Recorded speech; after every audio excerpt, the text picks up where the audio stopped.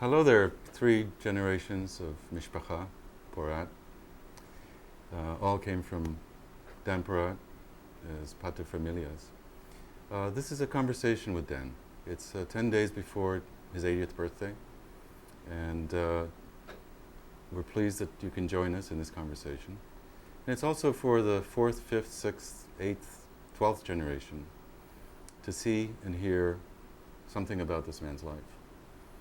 Dan's had more experiences in his life than I'll ever have. They're already there. They're part of his life, part of his experience, part of his history. And this is a conversation just for us to be able to share in some of that and enjoy you. You wrote something that you sent to us, and it was very interesting. There's a quote right in the front, and the quote says, it's by Barbara Kingsolver, novelist. "Memory is a complicated thing, a relative to truth, but not its twin." And this is about recollections today. So could you tell us why you chose that quote and how you feel about that? When you start writing, you're always in a dilemma. Are you really going to write the facts, or are you going to write only the facts the way you remember them? And there's a difference. Barbara has put it in one short sentence. Of course, she is an author, and she plays with words much better than I could ever do. But there's a certain responsibility to transmit the past as close as you remember it to have happened. Yeah. You also touched me when you spoke about future generations, because in a way, it was my functioning life to start anew. As you know, my family was lost in the Second World War, both father's side and mother's side. And it was a very vibrant family. And we started something, and it became vibrant. And that's very gratifying. I remember you sitting around in several occasions in the last year or two, surrounded by 8 or 12 family members, and you were almost in shock, pleasant shock, but in shock that there were so many people around you. Could you recollect that? I remember it well. And for you, it may have been one experience. For me, that experience repeats itself on every family occasion. It's somewhat analogous to coming to the United States. In the past, I never thought I would ever be able to come to the United States because my quota was oversubscribed by about 25 years. That means a 25-year waiting time. When I finally got the first preference visa and suddenly came to the United States quite unexpected, as I was driving down the highway, I was thinking, am I in the United States, or am I seeing a movie of someone driving down the highway in the United States? I just could not believe. As much as I could not believe that I'm here, sometimes I cannot believe that when I was 16, I was 1, Yeah. and suddenly there are 13 people around me. Yeah. It's... You know, that's interesting. That story of driving in Boston had the surreal quality. And so much of your life was surreal. It was beyond reality. It was above reality. And a lot of your life was about leaving and arriving. Leaving and arriving. When one reads about your life, you left so many times and you arrived so many times with nothing. You left with nothing, you arrived with nothing, and then you leave again. One of your first leavings, if you can recall that for us, the very earliest. Yes, I can. 1929. You're 7 years old. 7 years old. We are going on a vacation to relatives who lived in a mountainous area. And my father had just come out of hospital where he had been for 9 months, and most of our savings were gone. We were fairly well off, but that was gone. He decided to go to Paris and open a jewelry store, but he didn't tell me that. Wow. He did not want to pain me. Of course, he knew ultimately I'll find out. And one morning I wake up and my mother says, "Your father is on the way to Paris." I was very much attached to my father. I was so much attached to my father that when he came from work and I could not get his attention, I would crawl, as a child, I would crawl inside his coat that he hung up just to be close to one of the things that belonged to him. I was not that much attached to my mother. And there I was left with that parent to whom I was not much attached. And throughout the 4 years that my father was away, first in Paris and then in Vienna, I missed him very, very much. And you were living So in... that was, and I was living in a small, very small town called Kute. It wasn't even a town, a village called Kute, mostly Ukrainian. The administration was Polish, the school was Polish, and we were quadrilingual. Which quadri? School was Polish, street was Ukrainian. Hebrew school was, the religion school was translating from Yiddish to Hebrew, or from Hebrew to Yiddish rather. And I was in a situation, I did not know Yiddish, so I translated from one language that I didn't know to another language that I didn't know. And how many alphabets? 3 alphabets, but we also learned the 4th Oh, alphabet. that's good. There was the Latin alphabet, as we use here, and most of Europe does. Ukrainians and Russians use the Cyrillic alphabet. Hebrew and Yiddish use the Hebrew alphabet, but Yiddish uses it in a different way. But for some reason in a religion school we were taught the Gothic alphabet. And What use was Gothic? at that time, I didn't even think of it. At that time, you know, you learned what parents told you to learn, to study. Let's talk about discipline for a second. I'd like to talk about what it's like to be in a traditional family whose grandfather, your grandfather, was a Hasidic rabbi. Yes, Very stern, never smiled. yes. What was it like to live in those times as a small child in Kuti?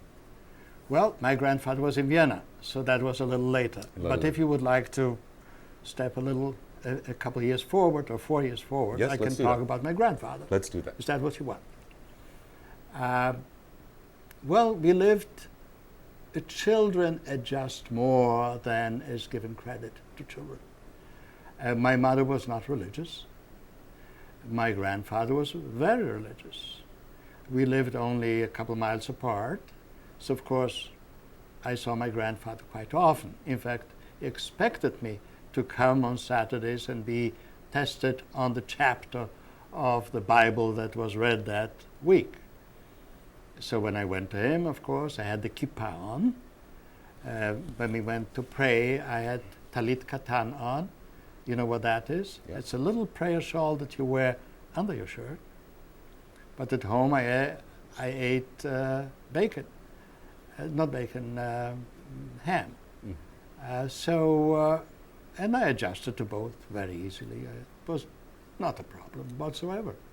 So your parents were not religious? My father was religious in my grandfather's home. He was not religious in my mother's home. Interesting. Because he ran the religious business. Interesting. We'll come back to that later. Yes. When we try and understand what it means to confront a world and what role religion may or may not have in that. But so then, now you're in Vienna.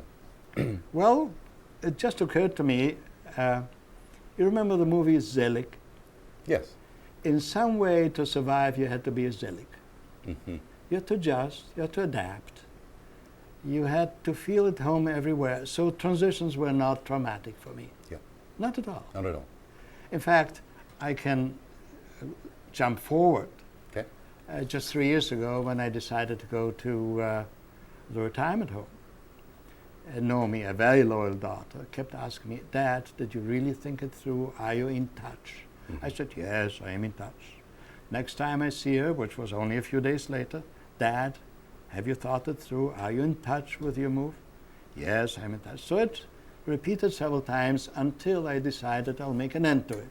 So I said, look, Naomi, this is my third continent, my fifth country, and I'm going to move only 35 miles to a city where the natives speak a language that I already know. What's the problem?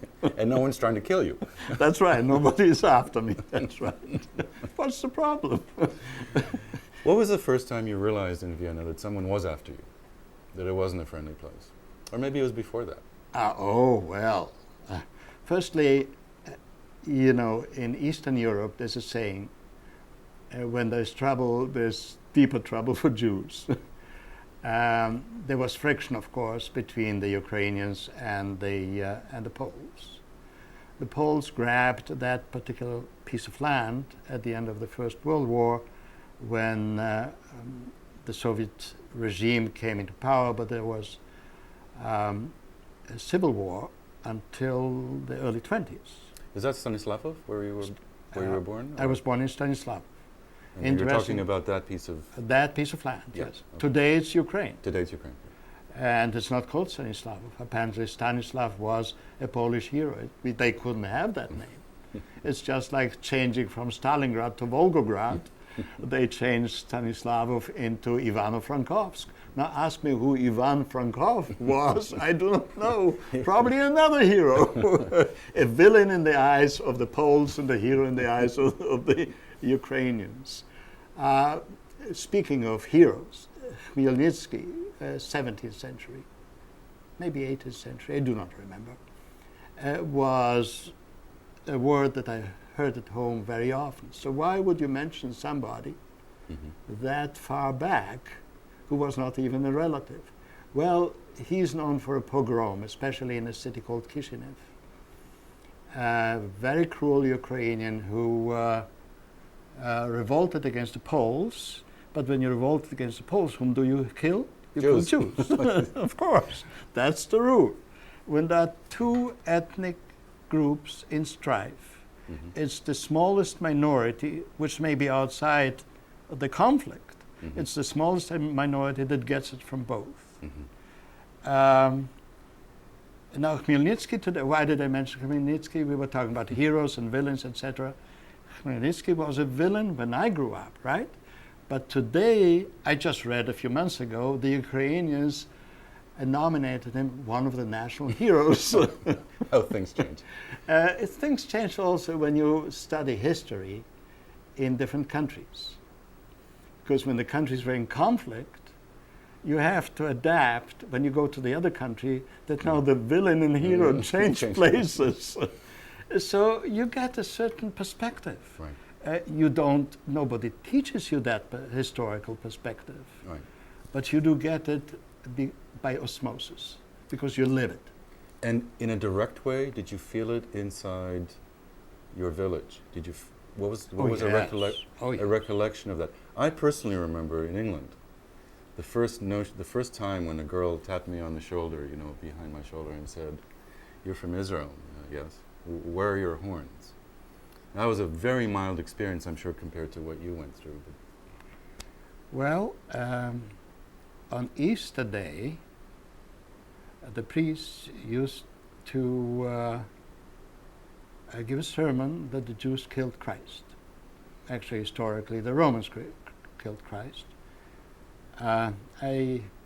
Later in life, I used to say, why should they care what they do to one of our own? Christ was Jewish. But in any case, that's what they preached. The villagers used to come out, and they used to wear little hatchets in their belts, and they were drunk. Drunkenness was really a problem in that area. And they were just roiling through the streets, unpaved, all unpaved, and shouting, "They killed our Savior." We knew before Easter to board up our windows, but I looked through the windows. It was a frightening sight to see these wild people. They were really wild, illiterate, with hatchets, drunk, and inspired by their priests. It was an ugly scene. In Vienna, it was very simple. I went to Jewish school, which means you go to school, since the working week was 6 days, you go to school 6 days. But because it was a Jewish school, we did not go on Sabbath, which means Saturday. We went on Sunday. Well, that marks you. Right. Sunday, all the non-Jewish kids had nothing else to do, just waylay us. Right. So as long as we were going in groups, we were in good shape. But once we started separating to our own homes, and we were ones or twos, then they would often just come and try and beat us up. And Beat us up. Before the Nazis, we gave them a fight. When the Nazis came, most, probably all youngsters belonged to the Hitlerjugend, the Hitler Youth, and in their uniform they had a knife. So if you wanted to be knifed, you gave them a fight. If you did not want to be knifed, you just ended up with a bloody nose. Mm. And you went through that? Sure, I lived there. You lived there. Sure. I remember much milder fights when I was that age, and they had nothing to do with anything that dramatic. It was almost adolescents boys who wanted to have a fight for the sake of a fight. Well, there's a need to fight, but when there is a general atmosphere of hatred, then there's not only a need, there's also a reason. It becomes much more sanctioned. Yes, you do something for God. Yeah. Yes, The parallels between this and Palestine are just striking. of course. So what happened in Vienna? Well, we could not get. Why did it take 4 years to join my father? Well, firstly, the business in Paris, a jewelry business, not well timed when the Depression started. That collapsed. He had 2, maybe 3 brothers in Vienna, and 1 sister, and his parents. So he went to Vienna to see whether he can get a job there. So that was a time when we knew we are changing from Paris, our sights from Paris to Vienna. In any case, we needed an exit visa from Poland. We couldn't get one. We had to go to a neighboring little town called Kosów, and I found that name just in a novel that I read the other day, The Polish Lieutenant, the Polish Officer. I think the author is Fant or something like that. I found the name of that little town, and it blew my mind because it is so way up in the mountains. It's in a corner that I didn't think anyone will ever mention that name. It was 10 kilometers, 6 miles. It took a day to go there and back. So you just hopped into your roadster and drove up there? My Rolls Royce, yes. How'd you get up there, actually? A wagon. And on the way, there was a very steep hill, so we always had to get off the wagon and help the horses. That's why you're off the wagon now. So you pushed the horses up. Push the wagon.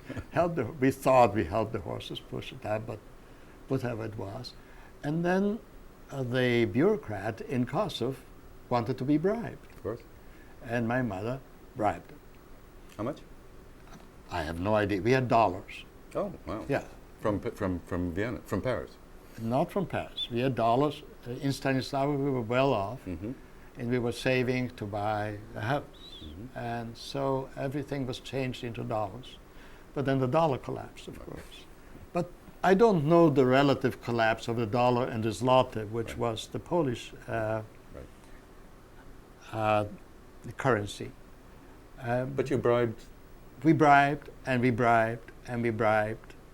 And he apparently thought to himself, this is where the difference comes in between memory and fact. Apparently he thought to himself, as long as she bribes, why should I give her a visa? So finally I remember how my mother broke down crying. She says, no more money left. He said, you know what, why don't you go as a tourist? So we went there as tourists. Well, as a tourist, of course, you cannot take your belongings. but my mother was very much attached to the silverware. So how do you, as a tourist, explain that you carry silverware? Spoons and forks and knives. Luckily, it was winter, and we had these heavy overcoats. It was a very cold climate. So my mother made little internal pockets where she put the forks and the knives and everything else. For my sister, my older sister had already gone to Vienna.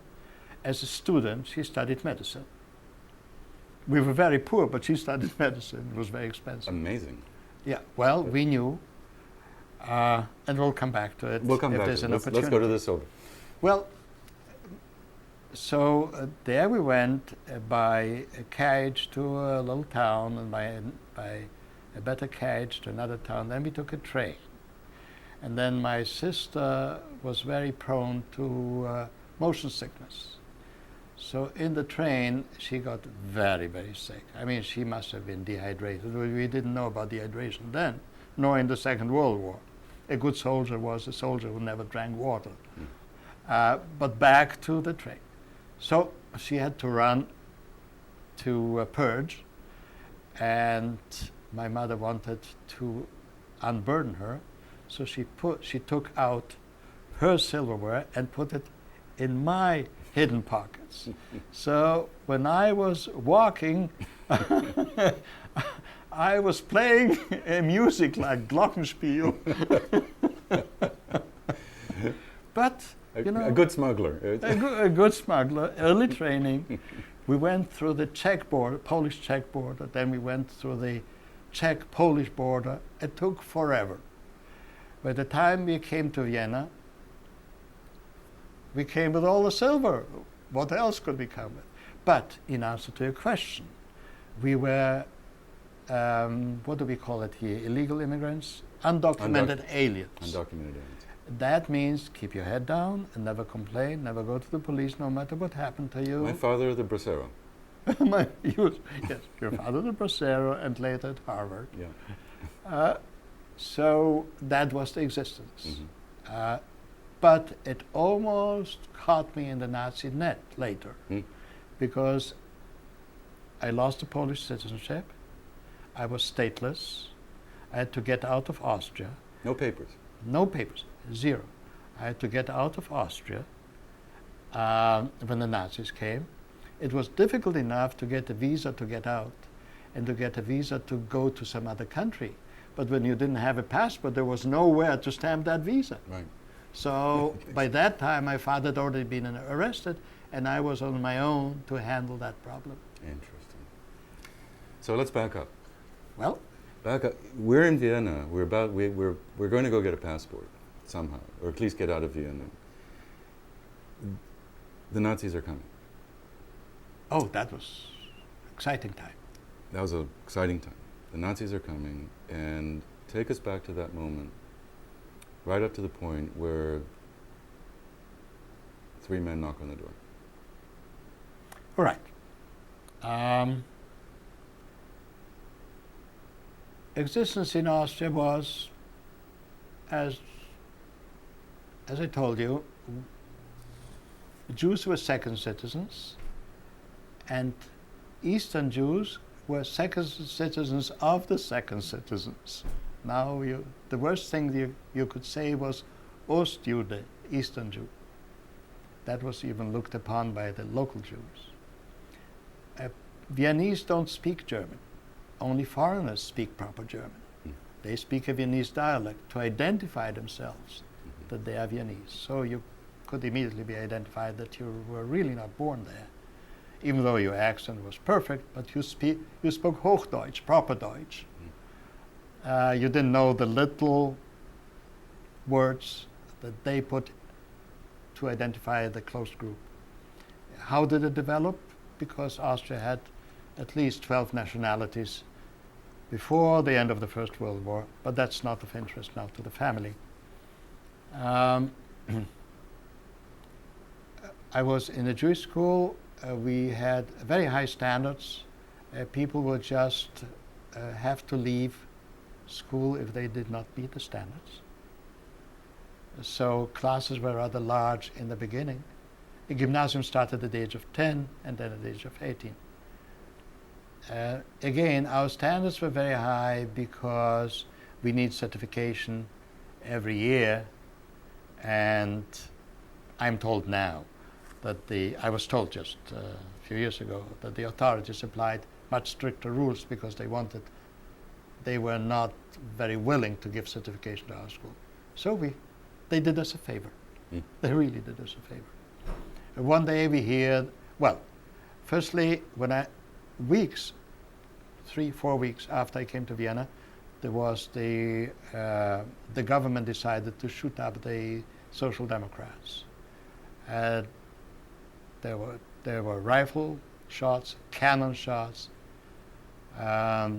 Behind us there was a building that was built by the Social Democrats who were running the city. That was attacked with cannon, and for years it had a big crack throughout the building, from the top to the bottom. People were talking about dead bodies floating in the Danube. I didn't see a dead body in the Danube. Of course, I was hiding at home. That was my introduction to Vienna. A year later, no, that same year, the Chancellor of Vienna, equivalent to Prime Minister, was assassinated by the Nazis. They stormed the parliament and just shot him. He was wounded. His life could have been saved, but they didn't allow any medical help until he bled to death. In 1938, beginning of 1938, I think February, the then Chancellor of Austria, Schuschnigg, Dr. Kurt Schuschnigg, was called to Berchtesgaden to Hitler, and Hitler asked him to make the Nazi Party legal. So he made the Nazi Party legal, and as well as other political parties, which was only one other, and that was the Socialists. People started going in their streets with insignia, with pins that showed their political affiliation.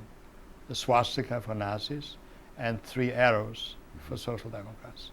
And there were street fights. The street fights were in the inner city, which was where the parliament was. This is the best part. We say inner city and we have the feeling of something that is in ruins. No, this is the best part in Vienna. Anyone who knows Vienna knows that. There were enormous demonstrations then. Schuschnigg had arranged... Well, you were in the demonstrations? I was in all the demonstrations. I was surprised that my parents let me go to these demonstrations. And you wouldn't let me go 15. to anti-Vietnam War demonstrations? Well, you see. So you demonstrated, and demonstrating against the Nazi, the existence of the Nazi Party. Well, we demonstrated because the whole idea was, Schuschnigg said he's going to have a referendum. Yeah. And although I did not understand it intellectually, intuitively I understood that we have to show ourselves in the streets, right, that the Nazis are not the majority. So you had the courage, you went out there. I did what my peers did. They all went out. Yes, we all went out. Okay. There were street fights. It always ended with fights, especially late at night. The following day we went to school, of course. Mm. I have to tell you about my bar mitzvah too, because that will interest the kids. Okay. And we had these demonstrations. The referendum was manipulated by Schuschnigg in such a way that he would get the majority. Yeah. Hitler did not like the idea. Everybody knew that this is being manipulated, so he just marched in. Yeah. You remember that? I remember that. It was a Friday. Okay. It was a Friday. We were demonstrating. Yes. The Nazis were very well organized. There was one organizing hand. There were demonstrations in the streets. There were demonstrations in the squares. And where were you? And sometimes in the streets, sometimes in the squares, sometimes in another district. Okay. But they were organized. You could see there was an organization because suddenly a group of people would come from a side street and attack the stragglers who were the least who were the least courageous. So just after things like that happened, suddenly we hear rumors that the German army has just crossed into the Salzburg area. We didn't believe it at first, but then when I came back, then suddenly the demonstrations started being thinner and thinner in people. It was very quiet, so I started walking home. And on the way home, I heard a terrible shriek. This was the first time that where individuals were attacked as individuals. So there was a couple that were probably coming back from prayers, Friday evening prayers, were attacked by a Nazi and beaten up. That was, you asked me about the first, when they came in. Later, I read a book written by a contemporary. Before we go to that, you actually saw Adolf Hitler. I saw Adolf Hitler, yes, a few days later. Tell me about that. A few days later, he came to Vienna, and he was in a convertible car. And I was drawn to see him. I was really drawn to see him.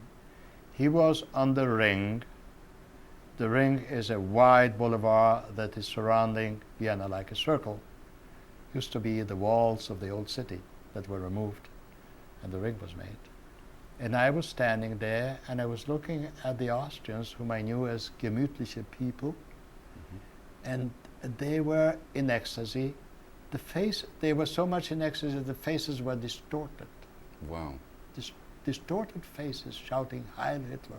Distorted in what way? Just it's not the natural expression. They were in a trance. They were not, if you had known the person and you had seen him, you would almost not recognize him. Every building had huge swastika flags hanging from the rooftop all the way to the top of the ground floor. Tremendous pageantry. But so quickly organized. Yeah. That's all. I remember. So Hitler drives in. Hitler drives in, and he stretches out his hand like so. No, he usually about like so. And I was on that boulevard, standing on that sidewalk, together with tens of thousands of people right in that segment. There must have been hundreds of thousands. Vienna was a city of 2 million then. I remember a girl in Nazi uniform approaching me and asking me, could she borrow a few shillings? And I said, sorry, I have no money. But I don't know whether I was driven to see that because I had some historical, some perception of this, something historical. No, I think I was probably just curious and irresponsible, and I just went there. Yeah. This is what year? This was March, I think it was the third week of March of 1938. It's pretty precise. You don't see Hitler every day, do you? No, you don't. At some point, the knock on the door. Let's talk about that. There was a knock at the door. I will precede it with what happened. Please. There was a man by the name of Greenspan. I believe it was the name of Greenspan. Again, let's go back to Kinsolver. Maybe I'm in error there. He was Polish. He went to Paris and shot the ambassador, I believe he was, by the name of Rath, R-A-T-H. Again, it was over half a century ago. We'll have to check in the books, the history books, whether that's correct. This was an excuse for the Nazis to arrange a pogrom. And anyone who was born in Poland was arrested. Now, my father was born in Austria, but later it became Poland. In fact, my father served in the Austrian army. We have a picture of him in the Austrian uniform. But as far as they were concerned, he was a Pole. People knocked at the door. 3 people knocked at the door. They were wearing civilian clothes, and they were asked for my father. They didn't say what business they had. And my mother said, he is at my grandfather's. So she called him on the phone. So he came home and they said, you're under arrest. Of course, you can imagine how my mother felt about it. Later she became suicidal, we had to watch her. But back to the story, I told them I'm going with my father. And I was 16 then, just gone 16. And that was Kristallnacht, November 9th, 1938.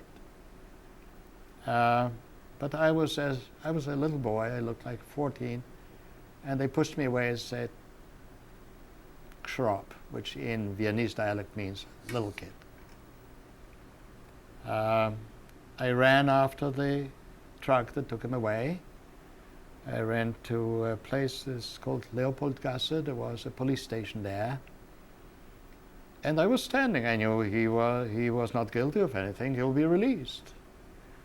But when I came, I knew there's a little more going on, because there were women standing there, and it was very silent. You could only hear some sobbing.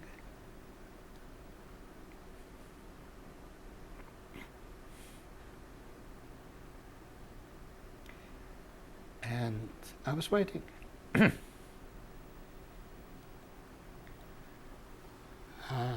As I was waiting, I could smell an acrid smell from close by, but I did not want to leave the door. I didn't want to miss my father leaving.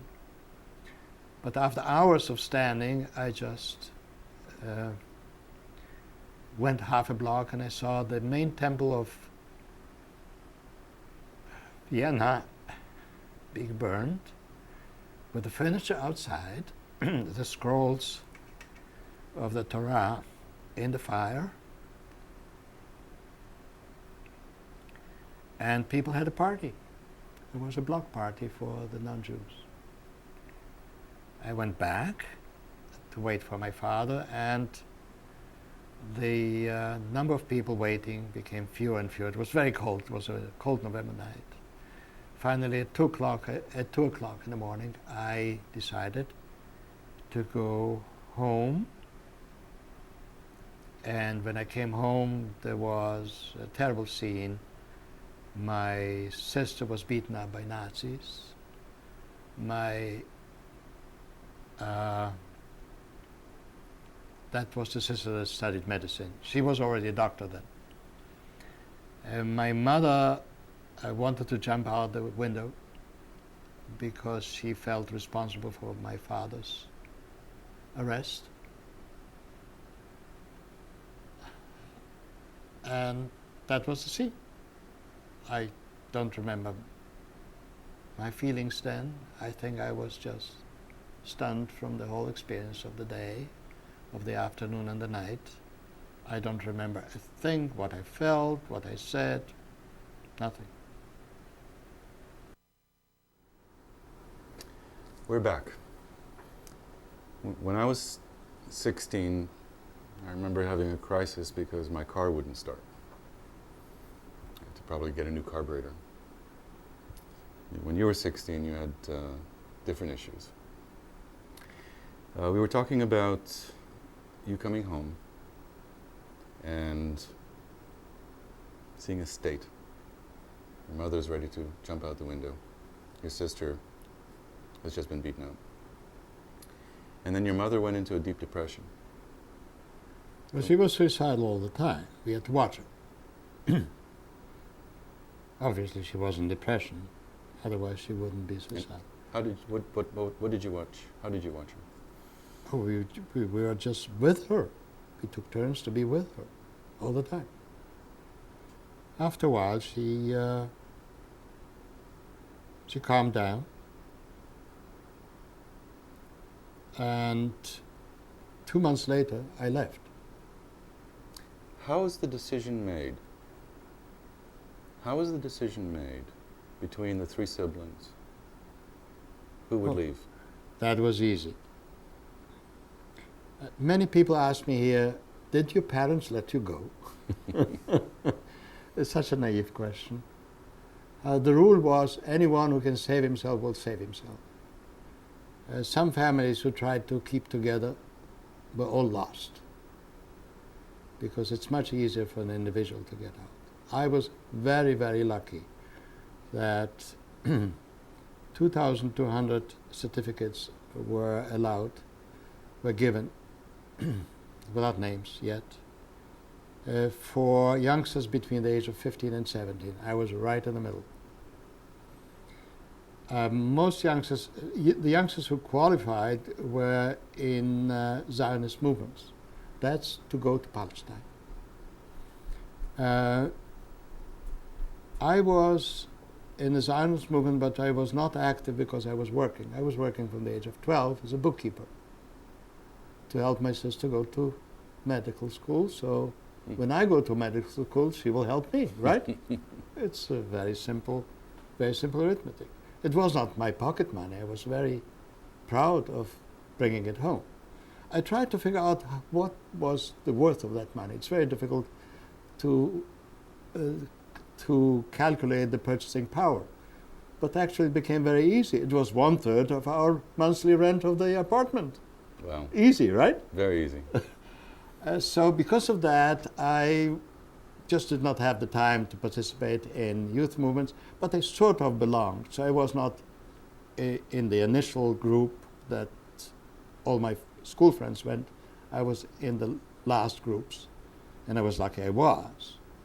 So I got out. My sister was just a couple months too old, and she didn't make it. So what happened to my sister? Years later, I'm jumping forward. Years later, when I was in the kibbutz, I got a suitcase, and I knew my sister is coming on an illegal transport. Why illegal? Because the British at that time, just when Palestine was needed as a refuge, they decided to reduce the number of people coming in every month to 1,500. That was the infamous white paper. They did it because they wanted the Arabs to be on their side in case a world war develops. And during the war, the Arabs were on the other side. There was an uprising in Iraq. They were fighting in Syria. The king of Egypt was under house arrest when Rommel came. We will probably come to that later if we have time. So people tried to come to Palestine illegally. And an illegal ship, there were these shelves where people could just fit in, and there was another shelf above that, another shelf above that.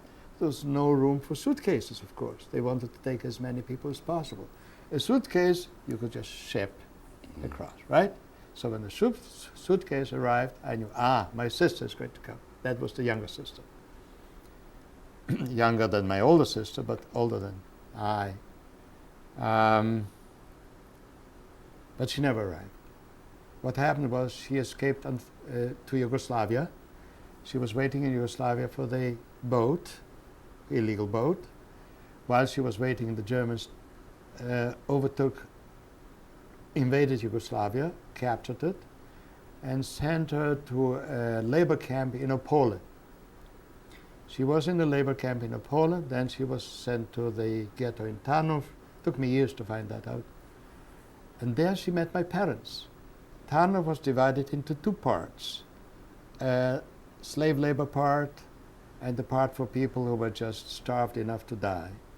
Those who did not die of exhaustion or starvation or illness were taken in 3 transports to Auschwitz, Belzec, and a third place that I forgot. All of them killing camps. That's what happened to my sister, who couldn't get out. My sister just finished her medical studies, was working in a hospital when I left, and she was there until 1942. Then I got a letter via the Red Cross that reached me in Italy while I was a soldier 2 years later. And she says, I'm being sent to the east. Parents were sent off from the ghetto on 17th of June, and I do not know where. We know now where. And that was it. She was sent to a place close to Minsk, and just a few months ago I got from the Austrians a complete description of what happened to that transport. There were 3,000 Jews transported from Vienna to a place near Minsk. There were deep trenches already prepared for them. The information I got from the Austrians describes in great detail how people were stripped naked and taken to were made to run to the trenches and shot. I don't. Your oldest. Oldest daughter. The oldest. Yes. Sister. And your father? Father, mother, and younger sister, either in Auschwitz or in Belzec or in some other place. It's written here. Yeah. All of them were extermination camps. How did you find out about this, other than the letter that arrived in Italy? Oh, when the letter arrived in Italy, I didn't know that she's going to be killed. Right. When I was in Italy with the British Army. When the war ended, there was a stream of refugees, and I used to go from camp to camp asking whether they met my family. And from them I got lots of information, lots of terrible information. And then for years, you went to Red Cross, asking Yes. and asking and asking. Yes, the last letter was 1996. You held out for hope? Yes. After all, she was sent to the east. Maybe she's in Russia, she could not communicate, it was difficult under the Soviets. Why, in the middle of the war, why should they kill a doctor? A doctor is very useful. Yeah. So she was the only one. Well, I knew what happened with Ghetto Tarnów. I knew that these people went to Auschwitz, but I didn't know or the other two places. Right. I didn't know what happened to that transport. Yeah. I was in Vienna in 1966, and I went to the Jewish Community Center, and they had complete records when people were sent, and it fitted. Everything fitted. What did those records look like? What form are they in? Well, I hallucinated at that time from the shock. I hallucinated twice in my life, and this was one time. How do I know that I hallucinated? When Frida was with me, and when I came out, I said, "Did you notice how everything is tall and elongated and thin?" And a few years later, when I hallucinated again, due to different circumstances, I saw again a geometrical distortion, and then I knew at that time it was hallucination. So what I remember is a room that was very tall, a man with a beard that was very tall and very thin, and lots of filing cabinet, metal filing cabinets. He looked up the name, he gave the dates of deportation, but you didn't know the other end. So I was hoping. The Germans kept records? Obviously the Germans kept record, because the Austrians just 6 months ago sent me a complete record what happened to that. Yeah. I knew before that she was sent in the direction of Vilna. I knew that there was a massacre in Vilna. But there are some survivors of massacre. There were 70 survivors from Sobibor after the uprising there. Besides, you never give up. You never give up. Yeah. And even after you find that your family is dead, there is something that propels you to find out how did they die, where did they die, under what circumstances. it's a natural thing.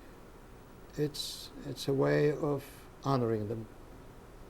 It's not morbid curiosity at all. No, for morbid curiosity, you read the San Francisco Chronicle. It's in a different dimension.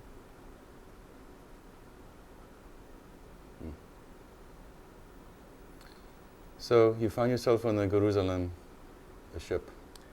So on the ship, we were terribly seasick. It was a 600-ton thing. Where did it leave from? Where did It left from Trieste and arrived in Tel Aviv. Now, Tel Aviv is not a deep seaport, so they had to drop their anchor outside, a couple of kilometers outside. Was it a cruise ship? Was it Queen Elizabeth II. Carnival? Discotheques? Carnival, yes, exactly. Yeah, great food. We were terribly sick, seasick, and but you know, you're seasick. You come on land within minutes. You're okay. Yeah. And then some trucks came, and the trucks were lined with metal sheets because the Arabs were still shooting. The Arabs were shooting even in 1939, but the newspapers were not as good as they are today, right? You know, a question for you. Yeah. Not a religious guy, not vibrating with Hasidic ecstasy, but you arrive in Palestine. Yes. And you get off this crummy tin can. Yeah. Any? Do you remember that moment? Anything about it? You know, I was not mature enough to understand. Well, firstly, I thought I'm separated from my... You're asking a different question, but I will come to it. I was not mature enough, or I did not believe that I'm separated from my family forever. The fact that you asked me, this is the Holy Land? Nothing. Tel Aviv is not holy. It's true. Never was. Never was. Isn't today. So I don't know what my feelings would have been had I come to Jerusalem. The first time I came to Jerusalem was on a maneuver of the Haganah. That was the underground movement. You know it, but future generations may not. And you're a member of Haganah. And I was a member of the Haganah. And we went through the desert the long way to the Dead Sea. This is almost from the Mediterranean to the Dead Sea, marching. And then up Wadi Kelt through Jericho to Jerusalem. We were awfully tired. So when I came to that holy city, all I knew is that my body aches. To tell you the truth, Yeah. that's it. Ecstasy converted into fatigue. Yeah. So you're sitting in a truck, and it's still steel lined. And I don't remember a thing. Not a thing. Too I tired. don't remember. Too tired, too sick. Too tired, I don't know. I think I developed a mechanism to switch off emotion. Say more about that. Well, I think it probably happened when my father left for Paris. You just switch off emotion. It was very useful during the war. Very, very useful. I used to tell to my friend, the best thing in a war is to be psychotic. Why? Because you really become crazy when you are in conflict with your environment. Since war is a psychotic situation, you're psychotic, you're not in conflict with your environment. Everything is fine. Harmony reigns. Harmony reigns, you come out whole. You can laugh about it. How long do you think that mechanism of switching off your emotions lasted in your life? Still here. Still here. When there's danger, just switch it off, that's it. But you seem to have an ability now to feel... Oh, I feel deeply. I feel deeply about my children, my grandchildren. No, I switch off emotion when there's danger or when there's something that I cannot cope with. So, bananas. Bananas? Bananas. A moment of danger. You're in a truck. You're being ambushed. Oh. This is another intifada, but it was not called intifada. The meaning of intifada is shaking off, you know. There was nothing to shake off then. I'm there's a convoy. We used to go in convoys. Which year was this? 1947. Mm-hmm. In November 1947, the United Nations voted, the full assembly, voted for the partition of Palestine. And at that time, this would have been a great moment for the two communities to be in peace, because the international community voted on it. The boundaries were very well defined. The status of Jerusalem was still in question, but it's only a matter of time to be resolved. And the Arabs started shooting. On the same evening that we heard about the decision in the United Nations, the Arabs stopped a bus on the main highway between Tel Aviv and Haifa and killed everybody in the bus. Nothing changes. Nobody was ready for such violence. And from then on, violence started. And at that time I was working for the Meteorological Service. I stopped being a truck driver. And our only contact with the outer world was the airport, because the main port was Jaffa, that was an Arab city. The other port was Haifa, which was a mixed city, Arab and Jew, living in peace, but it was not secure. Yeah. So we had convoys every day to go to the airport that was called Lydda at that time, after the Arab city Lydda. And one day we were ambushed, and you just hear machine gun bullets like rain, and we were in trucks that had metal plates to protect us, but at the same time there were a number of mines that were blown up under the trucks. We had a few injured. We knew where the shots come from. We ran to the other side of the road and lay there in the ditch. Thank you. You're welcome. In the ditch of the road. The only weapons that we had were weapons that we could hide. These were hand grenades and small handguns. Because the British would confiscate? Because the British would confiscate. And often they searched. So mostly, when we were in convoys, the weapons were carried by women, especially women of big heft, because you could put a layer of weapons around the body without noticing, and the British were too gentlemanly to say undress. We said it when the attack came, undress, quickly. Nowadays, when you say it, you mean something else, I guess. So we had these poor weapons, but we did not have the reach, of course. They had weapons that went at a kilometer. A rifle goes a kilometer easily. We had weapons at about 50 yards. So we were laying there. It was wet because it was winter. It was about January or February. It was wet and cold, and we had injured. We had some people bleeding, and we knew that the British are only a couple kilometers away. They must hear it. They will come any minute. No, they didn't. So after a while, we didn't have any first aid or something like that. We had to leave the trucks in a hurry because they were being blown up. So we started cursing them in Arabic to make them come within our range. The worst curse that you can tell in Arab is, may your religion be destroyed. Yahra dinak. You start off, there's an escalation of things. You start off kus emmak and kus achter, which means have intercourse with your mother, have intercourse with your sister. And then have intercourse with your camel? I don't know where it is in the hierarchy. No, you Camels are higher than your mother and sister, I think. Yes, of course. Yep. When you meet, But let's not Let's go not, into let's that. not, let's not go into We're that. going to that. No, you start out with Yahrebedak. May your house be destroyed. Then the highest level is Yahredinak. May your religion be destroyed.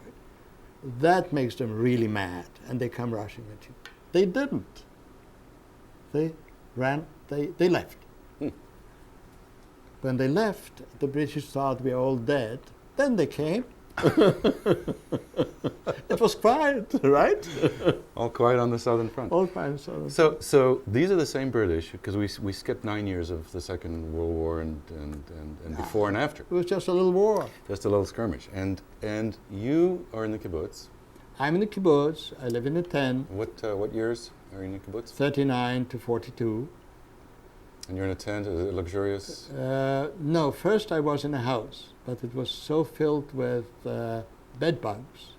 You know, a bed bug lays 300 eggs every 24 hours. I didn't know that. You see, you learned something in this conversation.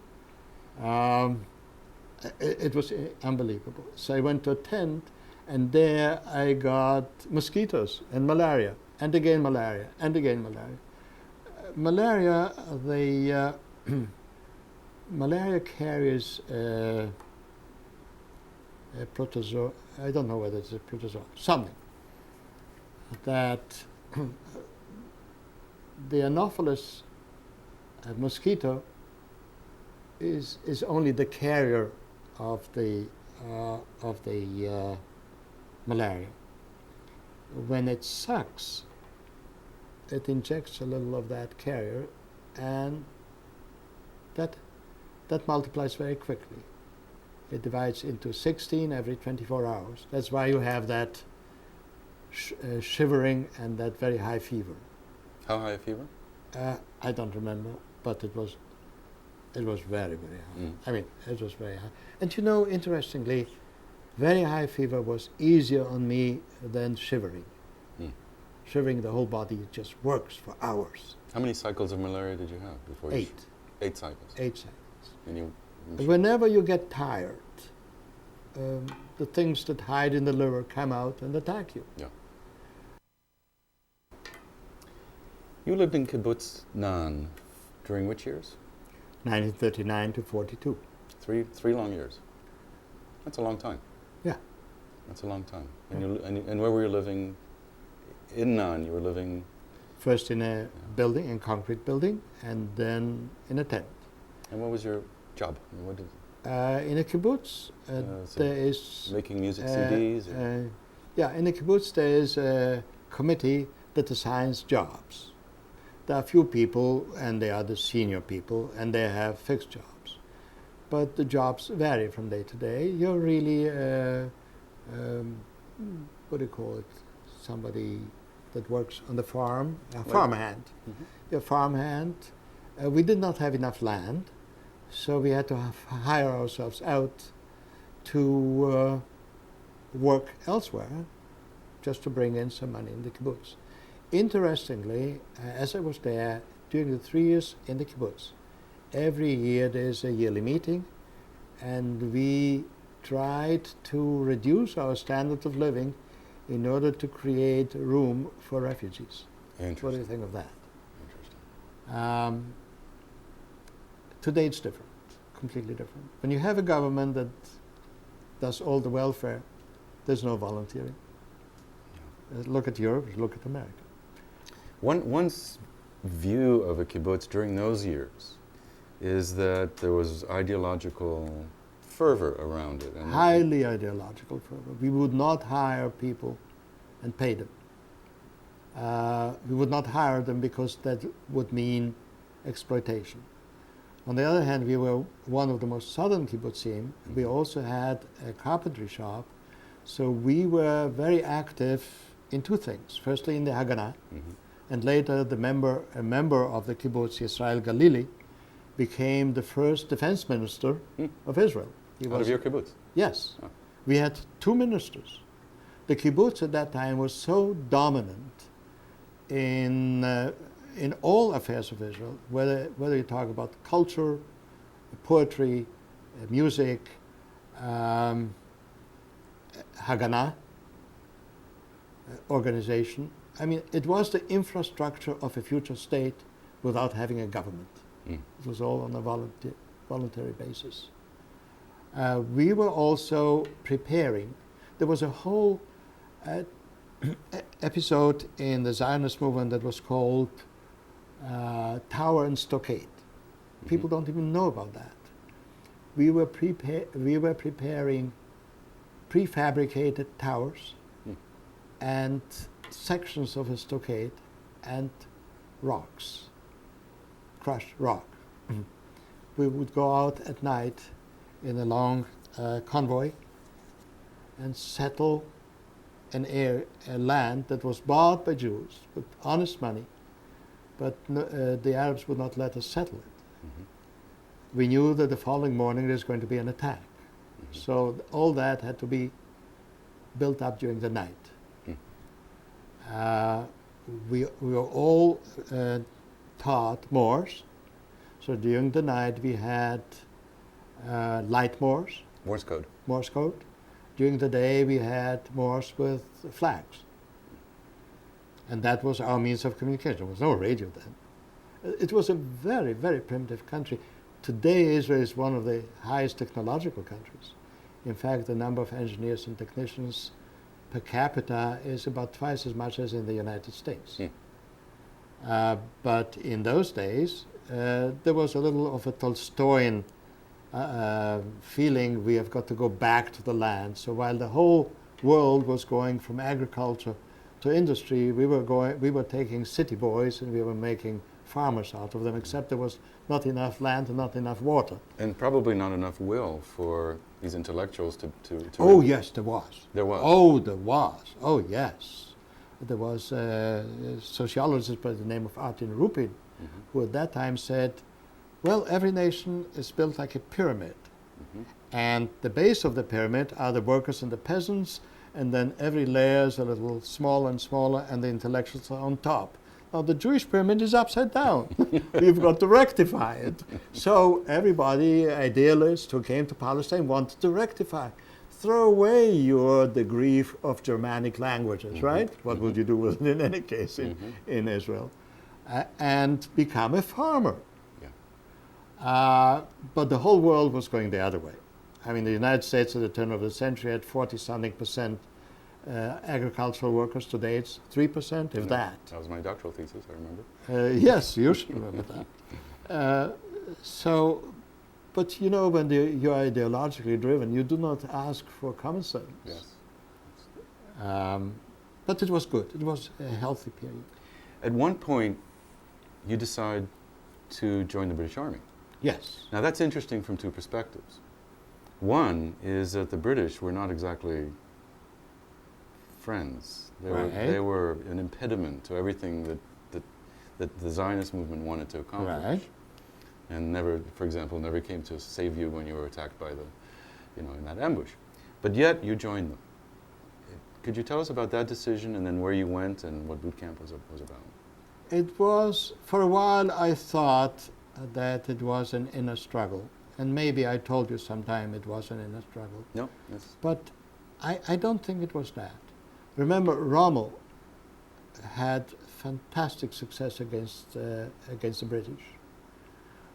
At the same time, I think it was one of the German armies peeled off the Palo's army and went into the Caucasus. And when you looked at the map, you saw an enormous pincer movement into the Middle East, one coming down from the Caucasus into Persia, as it was then called, into Iraq.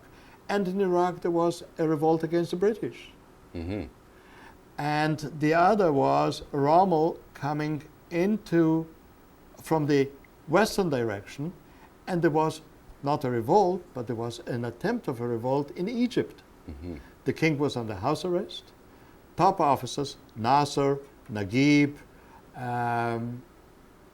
what was the Sadat. Yeah. They were under arrest. They were actually in jail. So your analysis was, I mean, you made a historical and political military analysis? No. It was self-defense. The idea was, if Rommel marches into Palestine, the Arabs are going to slaughter us. I better have a weapon in my hand. As simple as that. It's that simple. And 25,000 people decided the same thing. We were volunteers. We were not drafted. This was a country of 500,000. Wow. And 25,000 decided, that's 5%. 5% of the country. Yeah, decided. It's like today, 14 million of the people decided to volunteer to go and fight Saddam Hussein, right? That's right. So off you go to Suez. I didn't know at that time it's the Germans that are going to kill us. I thought it's the Arabs that are going to slaughter us. But the Germans are going to facilitate it. So I went to Suez, to a place called Mu'askar, that is near Ismailia, that is near the Suez Canal. And all the training that we got was bayonet. Because that's what they trained in the First World War. Generals always fired the previous war. I was with the engineers, and we should have been taught all kinds of things that we were taught in El Alamein. We were sent to El Alamein, and we were divided. Our company was divided into 4 platoons, and we were taking turns to do camouflage work or clear mines. So every 4th week you cleared mines or laid mines. And then there was the big chase after they, in El Alamein it was a big battle. It was called the Turn of the Tide, the first time that Western Allies won against the Germans. And we started chasing Rommel. But they were very industrious. They put mines and booby traps wherever they possibly can. I remember a youngster, a Jewish youngster whom we picked up in Benghazi, and he wanted to volunteer. And he was inexperienced, and he picked up an Italian hand grenade, lost his hand. Lost just his hand, no more. These were very light hand grenade for attack, called the Red Devils. He went as far as Tripoli and beyond, all the way to Tunisia, always doing some menial works. This is the Palestinian... No, I was in different groups, but much of the time it was a Palestinian engineers group. Then we went for a rest to Palestine and to Italy. We landed in Taranto. Then we drove and marched up to Naples. And then I was with different groups all the time. I was in Rome with a British group, British-Canadian group. I was with the headquarters in Florence when the war ended. Did you have to learn Italian at this point? I spoke Italian fluently. Yeah. I had 5 years of Latin in school, and Latin and Italian are almost the same language. Are you up to 7 languages at this point? Now let me see. Polish, Ukrainian, Yiddish, Hebrew, German, Latin, English, Italian. That's 8? 7 or 8? Did I count something twice? Well, no, you didn't, but you forgot that you can also curse in Arabic. And in Russian. Oh, and in Russian. And in Russian, yes.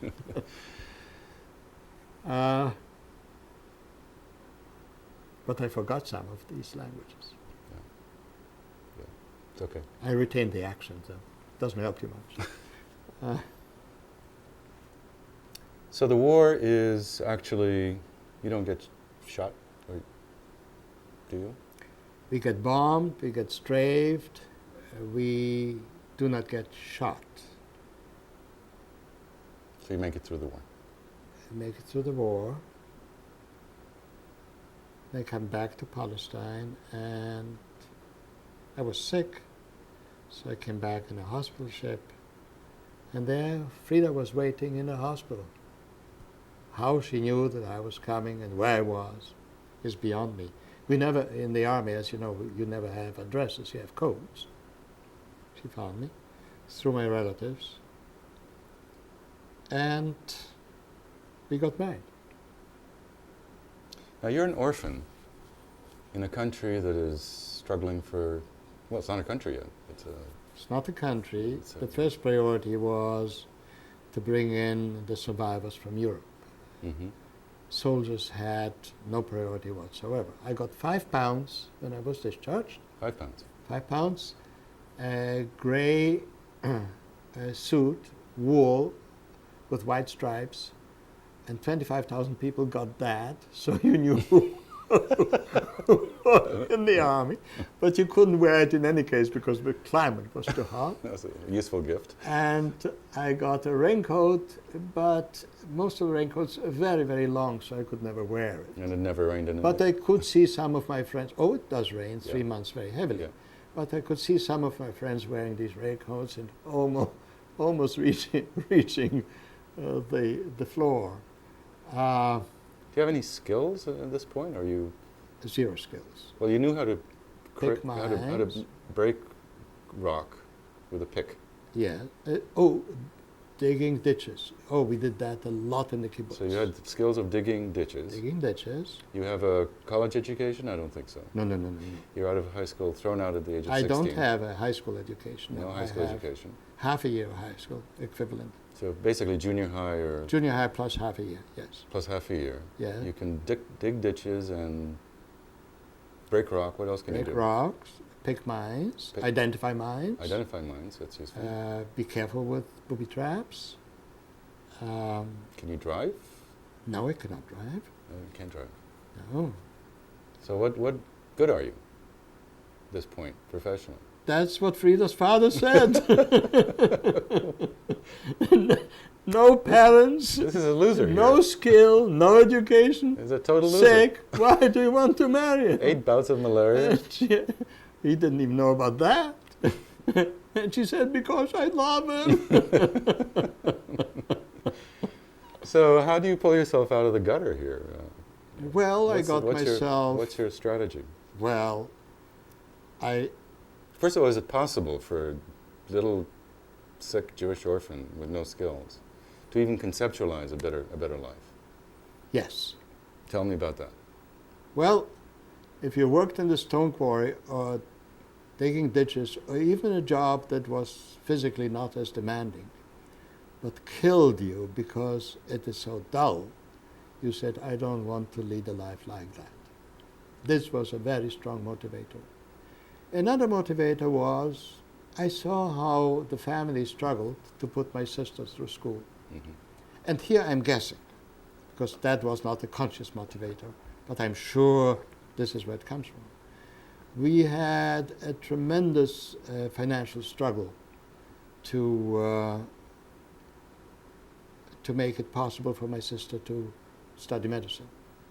So I valued studies very much. I did. So I got myself education via correspondence. And so when I got my What kind of education by correspondence? engineering degree, How on earth did you make the conceptual leap to decide to get an engineering degree via mail? you see, in the kibbutz I couldn't do it because there's no money in the kibbutz. But I already started in the British Army because I got 2 shillings and 2 pence a day.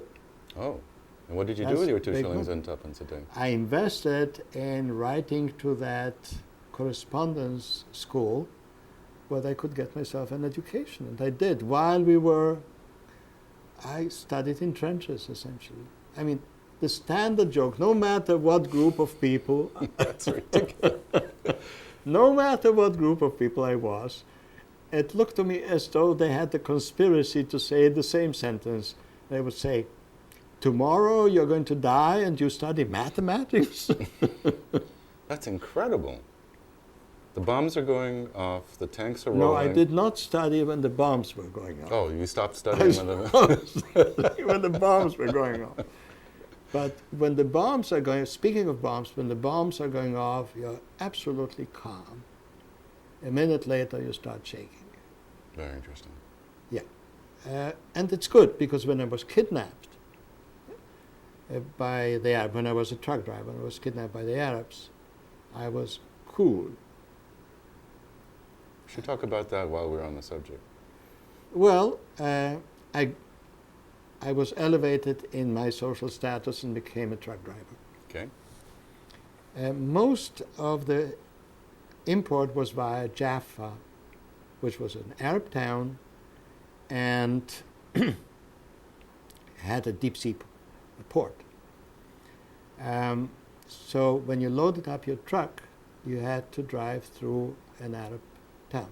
Now that town was planned by the British, and as you remember from London, there are these circular roundabouts. So when you have a 10-ton truck filled with sacks that are not tied, they are just tied by the fact the way they are laid, then you've got to go a little slow. In those days, trucks had, what do you call them, running boards? Suddenly I look up, as I am in one of these roundabouts, as they call them, I look up and there's a handgun looking into my face from the left. I look to the right. There's another handgun looking, and I didn't know that there was a third man already on top of the truck. And they take me, they commandeer me, well, they commandeer out of the truck, and with drawn revolvers, they take me through the city of Jaffa, an Arab city, and not a single citizen told the police that there's something fishy going on. They take me to an abandoned orange grove that must have been a hideout for criminals, because they could see all kinds of bloody bandages and casts and all kinds of things. And they watched me there. 3 to begin with. 1 then went to the truck, I suppose. 2 talked to each other, and it's very hot standing there. And one says to the other in Arabic, "I'm going to get some water." I understood that. I said, "This is my opportunity."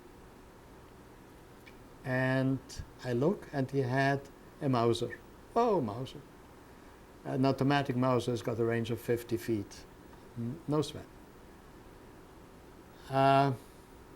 Actually, I'm exaggerating. It was a sweat.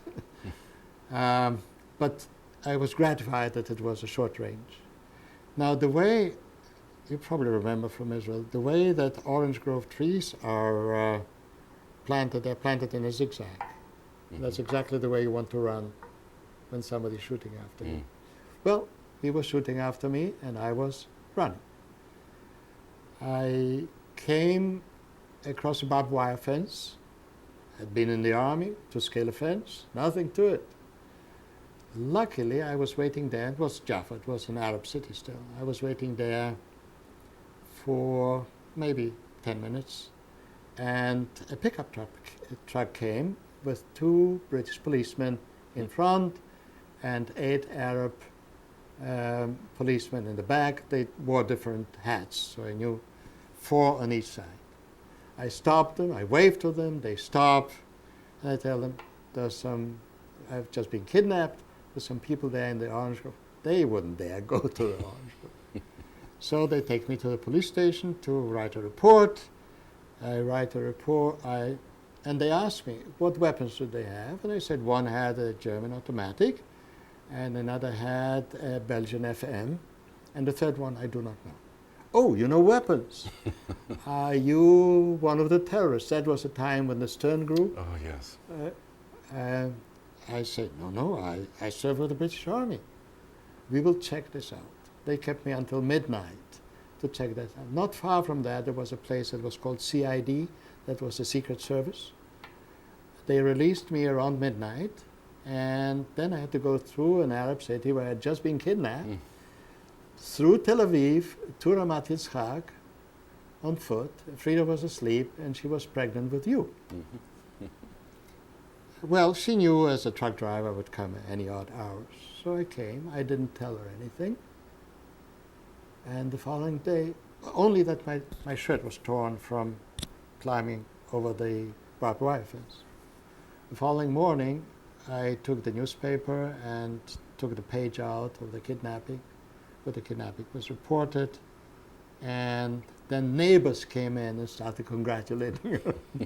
That's how she found out. I didn't want to scare her because she was pregnant, but neighbors took the initiative. You're not a boastful man, are you? Well, what is it to boast about? You should boast about not being boastful.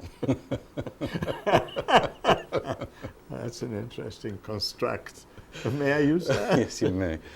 So we skipped a step here. I wanted to tell you that usually that the kidnapping was, they were colorblind. I was carrying rye, and they thought every sack has got a different code, color code, and they thought it was sugar, and sugar was sold on the black market. But it was common in ethnic strife. When you kidnap somebody, you kill them. Yes, that was my expectation, that when you went to the orange grove, Yeah. that was the end. That was the end. They were waiting for someone. I do not know. Mm-hmm. There was something I did not understand, but there was a discussion going on. I had no idea. Mm-hmm. I understand the essential thing, namely that one is going to walk away. And it was my chance. That was your chance. People asked me, did you pray? I said, my God, if I had prayed, I would be dead now. It takes too long. Yeah. No, you are focused on God. You're not focused on escaping.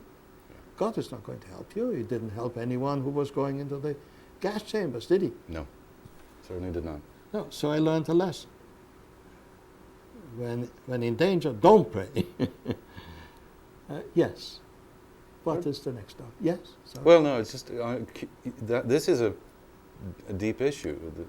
God did not help those who were sent to the gas chambers. We have an incredible division of the religious and the non-religious. And I remember in Israel having to make a choice. It was an implicit choice. I had no choice to make. It was, am I going to become a religious Jew or non-Jew, and not religious Jew? There was never a sense in my mind that my father had any use for religion whatsoever. Ethics comes from within. If it is imposed from above, it's not ethics, it's coercion. Indeed, I remember you saying, beyond ethics, I remember you saying many times that religion, as far as you're concerned, has caused more pain and misery throughout history than any other single cause. Look, what's the difference between the Crusades and jihad? Yeah. The Crusaders even killed Christians. They killed Christians who weren't good enough believers. No. No. Believers. Firstly, they got into trouble in Hungary. After all, logistics, they didn't bring any food with them, right? Yeah. So they lived off the land, and the farmers did not like it. But worst of all, when they laid siege in Palestine, they and finally they captured the city. They killed everybody, although Christians and Muslims lived in peace side by side in the same city. Yes. But they killed them all. Yes. Religion is a wonderful thing. We can get back to that in a moment. Where I wanted to pick up, just before you were kidnapped, was you were a no-goodnik. No skills, no nothing, but you've been able to take a correspondence course. Yeah, I had very good grounding in high school. I call it high school because high school starts at the age of 10. Mm-hmm. Gymnasium. Very good grounding. I already had trigonometry. We don't have in junior high trigonometry, do we? We might. We might. We might. Now. Yes. Now. It's really half a quite century. yeah, it's quite advanced. 3/4 of a century later. Right. I had 4 languages Mm-hmm. in school. I had German, Latin, English, and Hebrew. Mm-hmm. So you passed your exams. I passed my exams good enough to get a scholarship. Scholarship into 6-month scholarship to England. And that was attached to Professor Devons. But there's a Weizmann Institute. So let's take it a little bit. You come back from As I was studying, before I already passed several examinations. Every year there were a few examinations. As I passed several examinations, I applied to the Weizmann Institute, having the chutzpah to apply without any qualifications. Well, after a few months, I wrote the first article, an invention, and that is some automatic arrangement for a spectrometer, mass spectrometer, that was published in the American Instruments Review of Instruments and Methods. How do you get this in 6 months? How do you get from not knowing anything to publishing a paper? I don't know. You don't know. I don't know. It was, you know, when I never had peace of mind, and I don't mean it psychologically looking at my navel. Peace of mind unless I solved the problem. It lived with me when I left work, when I was at home, when I was traveling. How do you solve that problem? You have a mass spectrometer and you've got manually to adjust it. How can you automatically adjust it? Until I found a solution. So you just seized on it. Yeah, and then throughout my life, I mean, I was devising instruments because they were not commercially available. In other words, you had to develop a method to measure things that have never been measured before. Mm-hmm. That's why you saw sub-nanosecond in 1973. Mm-hmm. Today we're in the nanosecond region, but in those days sub-nanosecond was pretty advanced. Not only that, analog to digital conversion in the sub-nanosecond region. Yeah. If you concentrate, you can do it. What did Einstein say? Don't know. 10% inspiration, 90% perspiration. Weizmann Institute had a reputation of being not only a place where very, very smart people went, but also possibly being polluted by defense requirement for the creation of nuclear weapons. No, that was a separate entity in a separate place, close to the Weizmann Institute. There was interaction. I knew the people there. You knew the people there? Yeah, I knew the people there. They were in a place that was called Hagiv'ah, which means in Hebrew, the hill. It was about a kilometer or two away from the Weizmann Institute. Obviously, they consulted with the nuclear physics department, of which I was a member. But were you recruited into that in any way? There was an attempt to recruit. When I was in England, before I finished my master's degree in physics, I was called to France, and people told me a story.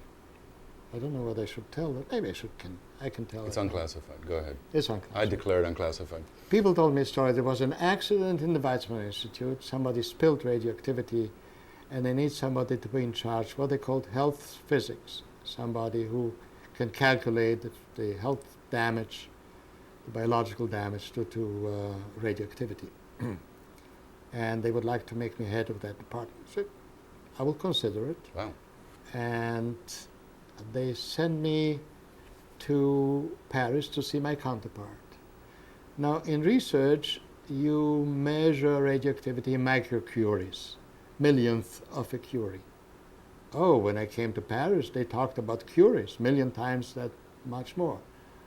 I understood what that is about. The bomb. Yeah. So there were two issues, and I do not remember now which was the more important. There were three issues. One issue is I had been for so many, at that time I was already 35 years old, and no formal education really. Here I am almost getting my first proper degree. I'm not talking now about the correspondence degree, because the Weizmann Institute really looked their noses down on the correspondence degree. So there were three issues. Should I give up now that I'm so close to it? The other issue was, do I want to work on an atom bomb? And the third issue that really riled me was, they're lying to me. They want to give me goodies. They promised me a wonderful life in Paris, and we were living on a very small budget in England, you remember. Very tight, very, very tight. They promised me a wonderful life in Paris. And it was very tempting, but I'm glad that rational thinking survived, because I would have been today in Dimona.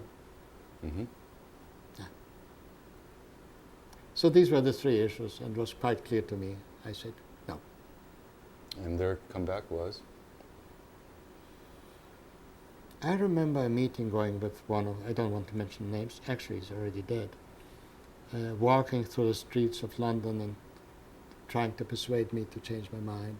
And I said, Absolutely I thought it's true. No. Oh, that's interesting. When I finished my, just to continue in the same, Sure, yeah. when I finished my master's degree, I had 6 publications. One in the venerable, now here you see I'm boasting, Proceedings of the Royal Society, one in Instruments and Nuclear Instruments and Methods, and 4 in the British Physical Review. I just didn't know how much you have to do to get a master's degree. The external examiner asked me, why didn't you submit it as a PhD? Didn't know. Well, I knew. I didn't want to tell him. Actually, I don't have proper education until this point. Yeah. But I just smiled because it was a rhetorical question in any case. Yeah. In British universities, when you do an advanced degree, you get an external examiner who is a specialist in the area in which you worked. My work later was supported, while I was doing my master's degree, by the United Kingdom Atomic Energy Authority. That was the official name, very generously. And they published my work. And then I started working on my PhD. I got an appointment at the university, and I said, I'm going to accept this appointment on condition that ultimately I can become a British citizen. Took a lawyer and told him, the lawyer wrote up, I was a volunteer with the British Army, I've got campaign medals, etc. Fought with the famous desert rats, Montgomery's 8s, the most famous outfit in the British Army. And the answer came back, naturalization is at the discretion of the Home Office. So I went to the professor, I told him, I thank you for the appointment, but I cannot live as an alien in a country. I have already lived as an alien long enough. You know, in England, even though it's a democratic country, if you're not, in those days, if you were not a British citizen, you had to go to the police every 6 months. I have a booklet, and I showed you the booklet. And they stamped that I actually reported to the police. Here we make a big fuss about possible terrorists being treated that way. So I started writing to America, to all kinds of corporations. I said, I have a degree in electronics, I have one in physics. I would like to have a job. You advertise. And I got almost identical answers back. We would love to have you, but our work requires clear, in our corporation, we have work that requires clearance, and we cannot have foreigners. So there was a visiting professor. His name is Leonard Maximum, from America, and I asked him, what do I do now, Leonard? He said, apply to Harvard. No, apply to a university that has clout that will give you a green card. And I asked him, what is a green card? So he said, a university with clout. Tell me a name of a university. Harvard. So had I known how important Harvard is in the academic world, I would have never dared to apply. But since I was just a truck driver, why not? So I applied to Harvard, and I got a telegram back, yes, we want you. Wow. But on condition. Do you have the telegram? I may have it. On condition that you come within 3 months. Oh. I said, I'm in the middle of my PhD. No, I didn't say anything. I said, I'm coming. Never talk past the sale. And they signed Harvard University. So I sent a letter to Harvard. That was a telegram. I sent a telegram to Harvard, and it comes back to me, there are 7 Harvards in the United States. I didn't say university. They signed Harvard, so I wrote Harvard. So I go again, run to Leonard, what do I do now? Now, Harvard is older than the Commonwealth of Massachusetts. They don't recognize Massachusetts. They never write Massachusetts, Harvard. So he gave me the address, more or less. I sent a telegram again, and I was worried that since I did not answer within 24 hours, the job is lost. Of course. My only opportunity. It so happened that there was at Harvard at that time a visitor from Oxford who was returning to Oxford. He was a visiting professor for a year. So they wrote to me, this was a letter now, Professor Moss will interview you to see whether you fit, whether you're suitable for the job we have in mind. In the meantime, I wrote to them, I said, I will not negotiate anything, I just want you to help me get the green card. So there were some difficulties about that. Finally, they agreed. But that cost me a lot of money because I did not demand transportation expenses. So with the very little money that we saved up, that's how we came to the United States. But you were hugely wealthy in England. What was your salary? 50 pounds? And no, it was the last salary that was offered, and I never got it because I did not accept the job, would have been $1,300 a year. 1,300 pounds. Pounds a year. But before that it was 1,100 pounds, so it was almost 100 pounds a month. Wow. Lots of money. Lots of money. At Harvard I got $500 a month. After a few weeks it was raised to $800. Yeah. I was made head of a group. A month. A month, yes, not a year. I was made head of a group. It was a project that was in cooperation with MIT, so I got a guest appointment at MIT. Before we go there, Yeah. you're ready to leave England. Yep. And to come to the United States. You've been accepted, and how do you do that? I mean, how do you get to the United States, get an apartment, get situated? How much, how do you do that? Well, I didn't come, as they say, I didn't come with nothing. I came with $285.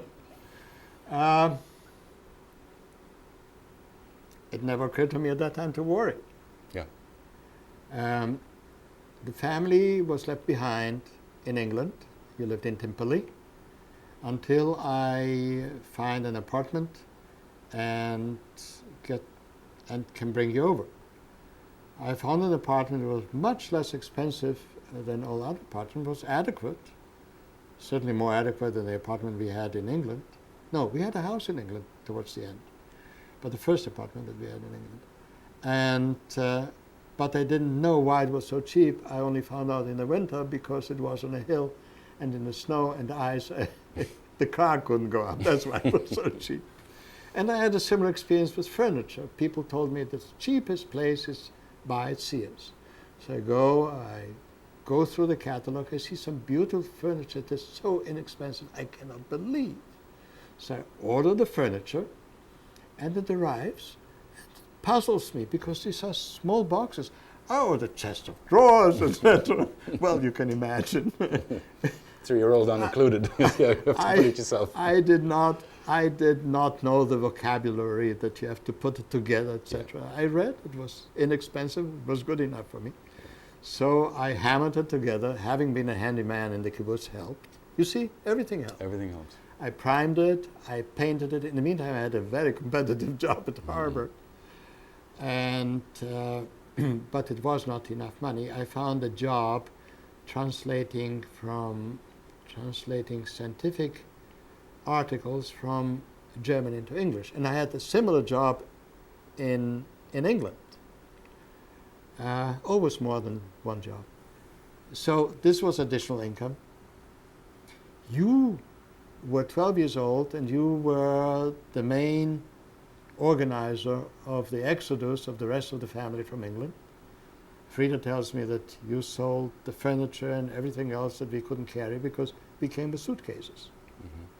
That was You were very mature then. Only later you became immature. A condition which has not changed, I might add. No, it has changed. It has changed greatly. The fact that we are here and you have the foresight to leave something for future generations, that's great maturity. And other things. So with all that extra money, we managed. We bought a used car, a Ford, and you slept in a veranda that was enclosed. Must have been awfully cold in the winter of Boston. I don't You remember. don't remember that? No. Thank you for not remembering. I don't remember any more than you remember some of the hardships, that you just sort of wipe it out of your mind. And it's gone. Although my hardships are, again, infinitesimal compared to yours. You haven't missed anything. Nothing you'd wish on me. I remember there was one hardship that I endured for years, which was having to cover up for you. The big lie. Oh. And the big lie was that I think you must have defrauded some documents that stated that you had a high school education, and your fear was if you were going to be discovered, you'd be thrown out and become stateless again. Some such thing. That fear, well, there's a fear and there's the secret. That fear dissipated the moment I got that certificate that says Master of Science, University of Manchester. Ah. That dissipated. Because I was afraid until I get that document that they will start digging and they'll say, hey, where's your high school diploma? Yeah. I made a declaration that I have the equivalent of the high school education. It was acceptable. It was accepted. And Harvard, did they care? They didn't care because you have a master's. Harvard, I was, my title was Research Fellow in Physics. Yeah, exactly. They weren't going to dig any further. Why should they? Mm-hmm. So but this fraudulent thing I just found out very recently goes back many years. No. That after I had my PhD, when I was hiding that I don't have a high school education. That continued. Well, so here I am in the middle of my PhD in Manchester, PhD in physics, and I have a choice. Either accept going to America and dropping the PhD, or continuing with PhD and not knowing what we are going to do next. So we had three lists. A list staying in England as an alien, going to America and not knowing what's going to happen, or returning to Israel. Frida loved England. She wanted to stay in England or return to Israel. I wanted to go to America. So we had an agreement. We're going to America for 3 years if she does not like it, because the Harvard commitment was for at least 3 years. If she does not like it, we're going back to Israel. Well, we came to America, and she didn't like it. I don't know, she was in depression. And this does not belong to my resume or my curriculum vitae or whatever, to my story. 2 small children, overworked, some disappointments, etc. And the climate was very tough on her. She grew up in Israel. She had actually pain. She had physical pain in her cheekbones. And later it was confirmed to me by a doctor that this is a phenomenon that really occurs. So after 3 years, I promised, right? So I said, okay, I'll find you a climate that is as good or better than Israel, and came to Stanford. How did Stanford find you? How did you find Stanford? They started a big project, the 2-mile accelerator, and they were looking for people. Oh, by that time I had lots of credibility. I was a Harvard research fellow. Oh, they didn't know that I worked that I was digging ditches. Something interesting in your decision making about Israel leaving and not coming back. Here's a boy who goes to Israel, helps build the country, and then leaves. And you left on an analysis of Israel's future, as I recall. What was that about? Why didn't you go back?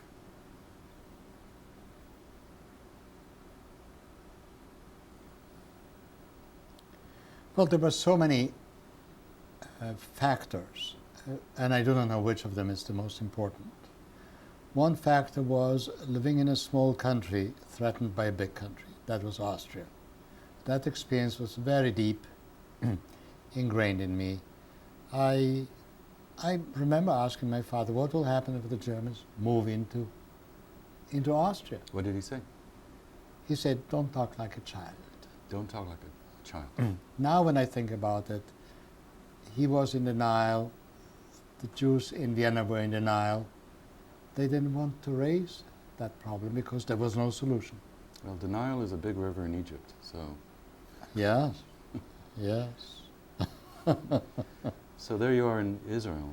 So that was one aspect. Another aspect really was, I gave many years of volunteer work in the kibbutz. You didn't get paid anything. In the British Army, I was, in a way, a representative of the Palestinian Jewish population. And then in the Israeli army, you didn't get paid. The announcement was we were invaded by 5 Arab countries, take your best boots and 2 blankets and come to City Hall. That was the beginning of the war. And throughout the 2 years that I was in the army, not a penny was paid. We didn't even have uniforms to begin with. So it was a question, this was a question of conscience. Israel gave me refuge. What do I owe? Have I paid back anything?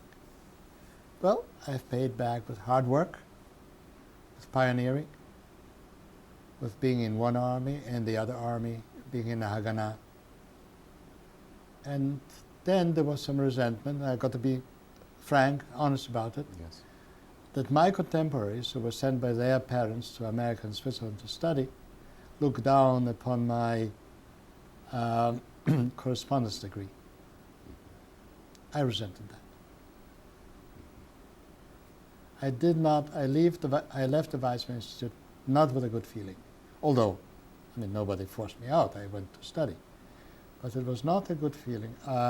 And I found a completely different attitude in Britain and in America. What? By correspondence? It was a positive, a plus. In the Weizmann Institute, it was a minus.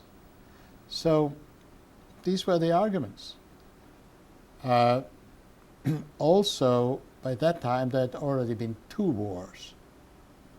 By the time I had to make a decision, there was the 1948 war and the 1956 Suez War.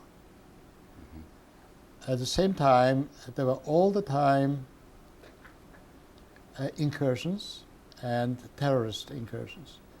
Nasser, who was then the president of Egypt, paid terrorists to make incursions into Israel and murder anybody they could find. When I had to make a decision, 1959, I was 37 years old and life has not started yet. Wow. Slow. Yeah, I'm slow. You're slow. Yeah. So to go back to a country that lives under that pressure, my conscience was clear because I've made my contribution. So the rest of the question was, is it going to be a good life for my family? And then I thought to myself, is my son going to the army? Is he going to go through what I went through? And then I thought further, but my daughters are going to have husbands. My grandchildren are going to be orphans. And so there were so many arguments not to return. Selfish, I admit, but at the age of 37, you have and having done a few things, you have the right to be selfish. Indeed. I'm saying this now, but lately it has become easier for me. The conscious question. For reasons that even if I had not left Israel, Israel has left me. The tenor of the country, the political, the social, the cultural, has changed so much, I would feel a stranger. Interesting. I can see you being a complete stranger if you dropped into Israel at the moment. My Your cousin, values are different. yes, yes, Your politics are different. entirely different. I see the world differently. They speak a different Hebrew. Last time I was in Israel in '94, I just made it an exercise to go along the beach and just at night and listen to people talk. The cadence of the language has changed. The words have changed. But most of all, the country is now being run by a coalition of religious and nationalist people. And in Jewish history, it always brought about a disaster.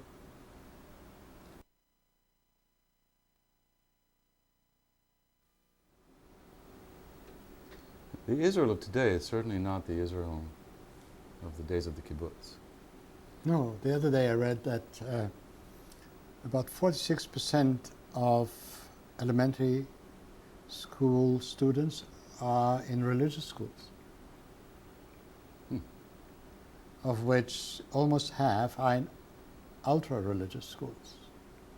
So Israel is drifting almost in the direction of the rest of the Middle East. The rest of Islam, yes. Of Islam, yes, exactly. Becoming more fundamentalist. And how do you see that in a historical context? Well, it's a natural development, aided by external forces. A country that is under siege all the time becomes radicalized, polarized. That's one thing. The other thing, fundamentalism is everywhere. In the modern world, when that is so complex, you have two choices. Either you make the intellectual effort to understand it, or you retreat into fundamentalism. And the rest don't care. And I think that that's probably the reason why fundamentalism is in ascendancy 200 years after the Enlightenment period in Europe. Extraordinary. You would have thought that humanity goes forward all the time. It does not. It's in zigzags. Yeah. So Israel disappoints you? More than that, it pains me. Can you say more? What is there more beyond pain? If you pain for a country, you can weep for a country. That actually brings me to some notions that I'd like to explore with you. We haven't covered a lot of history from Harvard, Stanford, to the modern days. But rather than doing that, because that's modern, those are modern times that the three generations know reasonably well, although possibly later we should do another conversation to focus on that. In the remaining time we have, I'd like to explore your views of where you think we as a civilization are going, we as a race are going, and some specific things. We can start with a moment and then move forward.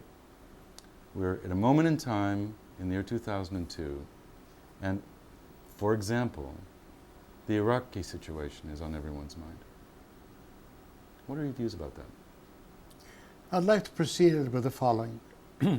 Traditionally, the old men were the wise men. And the reason for that was there was no written history. When a tribe lived somewhere and they had a few years of drought and they didn't know how to overcome it, they went to the old man because he went through such an experience. He knew what to do about it. So I would like to make a disclaimer. Because I'm 80, I don't know it all. Yeah, good enough. Having made that disclaimer, I'm entitled to my personal views. And we will hold you responsible to those views. The way I see it, if I have to make a shortcut, and I can fill in the arguments after the shortcut, right now we have a choice of either a small conventional war or later on a big unconventional war. By unconventional, I mean weapons of mass destruction. I think we are at that cusp. If we don't intervene now, we are going to have to intervene in a much bigger situation. And I'm not taking the example of Hitler, although that example fits too. But the arguments supporting it are completely different. What are they? We are living in a completely different regimen of international forces. You can see how small forces can upset a mighty country.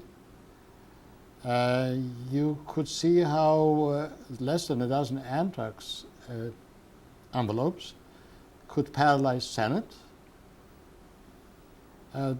These are not the forces that were driving, that should have made us afraid of Hitler. Right. Also, weapons of mass destruction are now available in so many places, chemical, biological. But even, the dirty bomb is available for every third world country, right, if they want it. You don't need a proper nuclear weapon like the Hiroshima bomb or the hydrogen bombs that we have now on many submarines. All you need is some diluted radioactive material mixed with explosives and spread on Broadway in New York, and you've paralyzed the whole city. For years. Yeah. For years. So the question is, democracies, let me go back. Democracies traditionally do not start wars. So why should we start one? Because we are in a completely different world now. A preemptive war, a preemptive conventional war that can prevent us being in a situation where we have to use nuclear weapons is the preferable choice. That's my attitude. That's probably how it'll turn out. I hope it does, because the other choice is terrible in suffering, in human suffering. And I'm talking about human suffering on the other side, yeah, of the enemy population, so-called enemy population. You've lived with fanaticism of one sort or another since you were really a child. In fact, your entire life. Yes. Your entire conscious life has been one of looking at fanaticism right in the face. What do you think is going to develop in the world of Islam?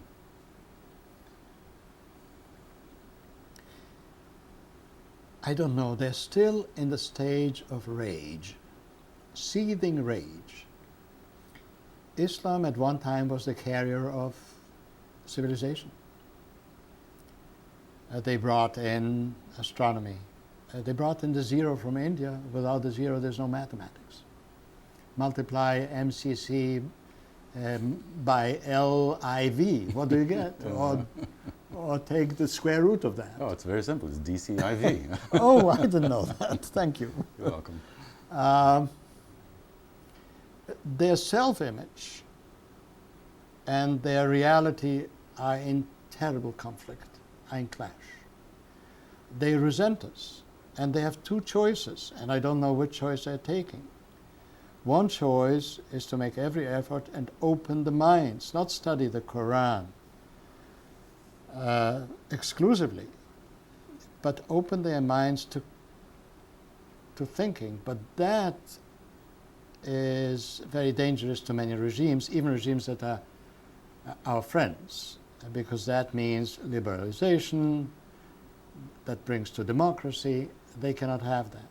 So what they do now, they suppress. By suppressing, they strengthen the radical element, of course. That's the action-reaction. I know that from physics, of course, right? The action-reaction. So now they are at fork. Who was it who said, when you come to a fork, take? I don't know which they are going to take. I have no idea. I only have hopes. I hope that they are going to take the right, they are going to make the right decision. I don't know how deeply convinced Musharraf is when he said to the academy some months ago, to a military academy, we've got to educate our people to think in scientific and technological terms. Of course, the humanistic was missing there, but it's a good step.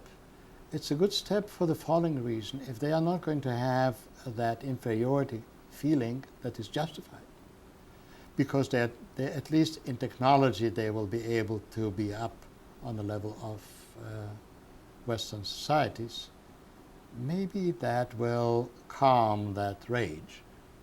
On the other hand, it may just give them the tools to be more dangerous. Who knows? If the world stops its dependence on Middle East oil, what happens to the Middle Eastern regimes? Well, it'll be a great upheaval, but you see, these things do not happen. It's not a step function. It doesn't happen overnight. It's an enormous industry. We have to adapt ourselves to a lower consumption of carbon fuels, which is easily possible, but we are not thinking in these terms. So if it goes adiabatic, in other words, in slow increments, then there's time for us to adjust, there's time for them to adjust. Will they take the opportunity? Mm-hmm. And again, they're hemmed in by their political systems. Mm-hmm. I'm afraid they will not take the opportunity. They will export more and more terrorism, because I do not see the forces that will propel them towards the rational solution of their problem. After all, without oil, Saudi Arabia is sand. And if you do not need their oil, they are going to have terrible unrest. Mm-hmm. Into which vacuum only one thing can flow, and that's fundamental beliefs. As long as if we are not dependent on them, they have very little reason to export it. We forget that Bin Laden has offered Saudi Arabia to protect it from Saddam Hussein. We forget that. We put Saddam Hussein and Bin Laden in one basket. But no, he offered Saudi Arabia officially that he will take care of the problem. Saudi Arabia turned to the Americans, and hence the rage of Bin Laden against America. The Palestinian issue is a side issue. It's an excuse. Of course, it's a very good means. It's very good means to mobilize the street, as they call it. The emotions are really heated up when Al Jazeera shows the tanks going through the streets of Jenin. But that's not the fundamental issue of the Middle East. If Israel were to disappear today, the fundamental issues will still remain. And remember how many wars there were between Muslim countries. And I'm not... Iran, Iraq, 1 million to 1.5 million killed. In Algeria, we have now 100,000, 150,000 killed. Most people don't even know there's a civil war in Algeria. There was a war between Egypt and Yemen. Who remembers that? There was an incursion of Libya into Egypt. Who remembers that? There was an incursion of Libya into Chad, which is another Muslim country. I don't know whether they are members of the Arab League. They may well be. I do not know. And so it goes. What is it about the human condition that allows us to slaughter each other with such abandon and so easily, generation after generation? You know, this is a deep philosophical question. I'm no expert. Let me take the genetic approach. Who were the survivors when tribes fought tribes? The slaughterers. And individuals. So we are genetically honed into aggression. And the whole idea that was written about in the 50s, 60s, 70s, the noble savage, that some of the primitive tribes always live in peace, is now being discredited entirely by people who study these, anthropology. Totally. We were never noble. We were savages, yes, but never noble. And we continue that tradition. With better and better tools to be savage. So, this brings me to a vignette, if I may. Of course. In a session of SETI, Search for Extraterrestrial Intelligence, people were making arguments, some statistical arguments, there is somewhere intelligence. But one person stood up and said, look, this universe has been in existence for 13 billion years. This planet, our planet, for about 4.5 billion years. The coincidence that there's another civilization exactly the same moment in time is very, very remote. And on the same level of technology is very, very remote. Suppose they are behind us in technology, well, then they cannot transmit any intelligence. We have had powerful transmitters only the last half century, right? Mm-hmm. Suppose they are beyond us. Well, they don't exist. They're already self-destructed. Oh, gosh. What a dark... Does this answer your question? What a dark and awful... It does. It does. So the human condition for you is one of what? Jihad, in the good sense. Jihad in the good sense, we are told, but they are not practicing it. It's the struggle with yourself. To better yourself, to suppress the bad instincts. That's not jihad anymore, I'm digressing already. But I wanted to shock you a little. I didn't know. Didn't I shock you? You did. But the basic idea is to suppress the mean instincts and to bring out the better instincts. And you know, a materially society that is well off has got more chances for the better instinct to flourish than an oppressive society. It's just like in a family. A father that is brutal to his children, the children will be brutal to their spouses and to their children, and so it goes.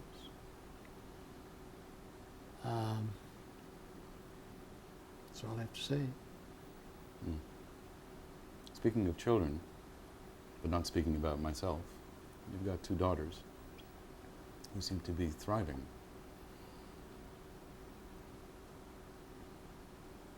Yes. My son is thriving too. He may not know. And a family beyond the 2 daughters.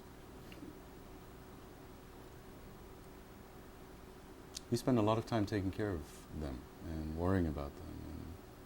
I worry about everybody. I just don't ask questions. A parent should never ask personal questions. You can facilitate, you can open gates, you can, by that I mean help along, but direct advice, you ought to do that for your better good, or I have more experience than you, it's just like talking to a blank wall. What's the best thing you've ever done as a father? Coming to America. There's no question about that. You probably expected something personal. Mm-hmm. No. Coming to America and giving you the opportunity. The dream. That's it. That's it. You fulfilled your That's manifest destiny by... my highest achievement. That's It's very so easy. Some people are born here. That's my highest achievement in life. That is so interesting. What's the worst thing you've done as a father? As a father, the worst thing that I've done, I know what I've done. I kicked the boot of a dead German soldier. Oh, what was that? Just kicked it in Benghazi, in Libya. Why was that the worst thing that you've ever done? I felt guilty. For kicking the boot of a dead German soldier? Yeah. Das Boot. As a father, what's the worst thing? No, back to the why. The human instinct of what the Germans have done to you. I didn't know that. At the time? At the time. I didn't know that. You know, there was a certain respect, mutual respect. You did not identify the German army with the Nazis. When you did a good job in the 8th Army, you say, oh, you did a Rommel. Hmm. You sang Lili Marleen, which was the song of the German army. There was mutual respect. Otherwise you become savages, total savages. And that's when I was a savage. Interesting. I mean, I haven't murdered anyone, but I felt myself sinking in my own ethics. Into depravity. Yeah. He's already dead. Don't kick him.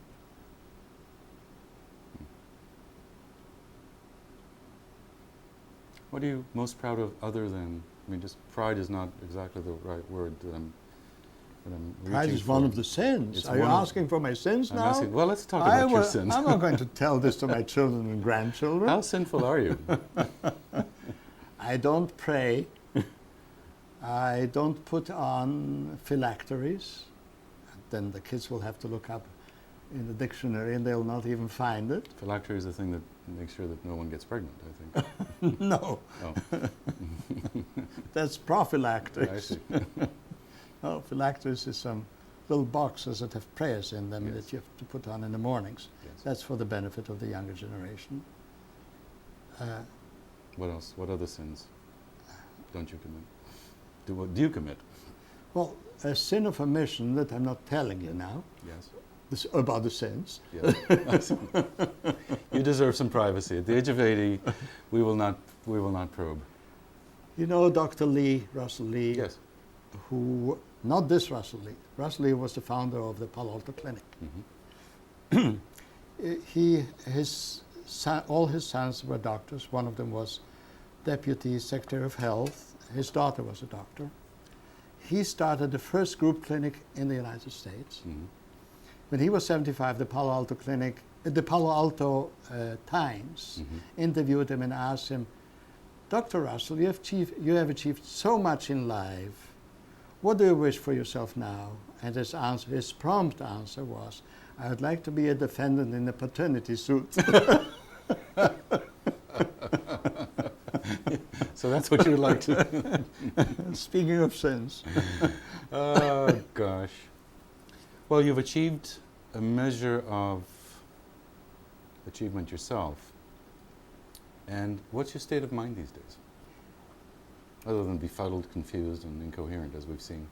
We all are befuddled, confused, and incoherent. But what's your state of It's a mind? human condition. There's some regrets, and there's some contentment. I will not talk about the regrets. There's one regret.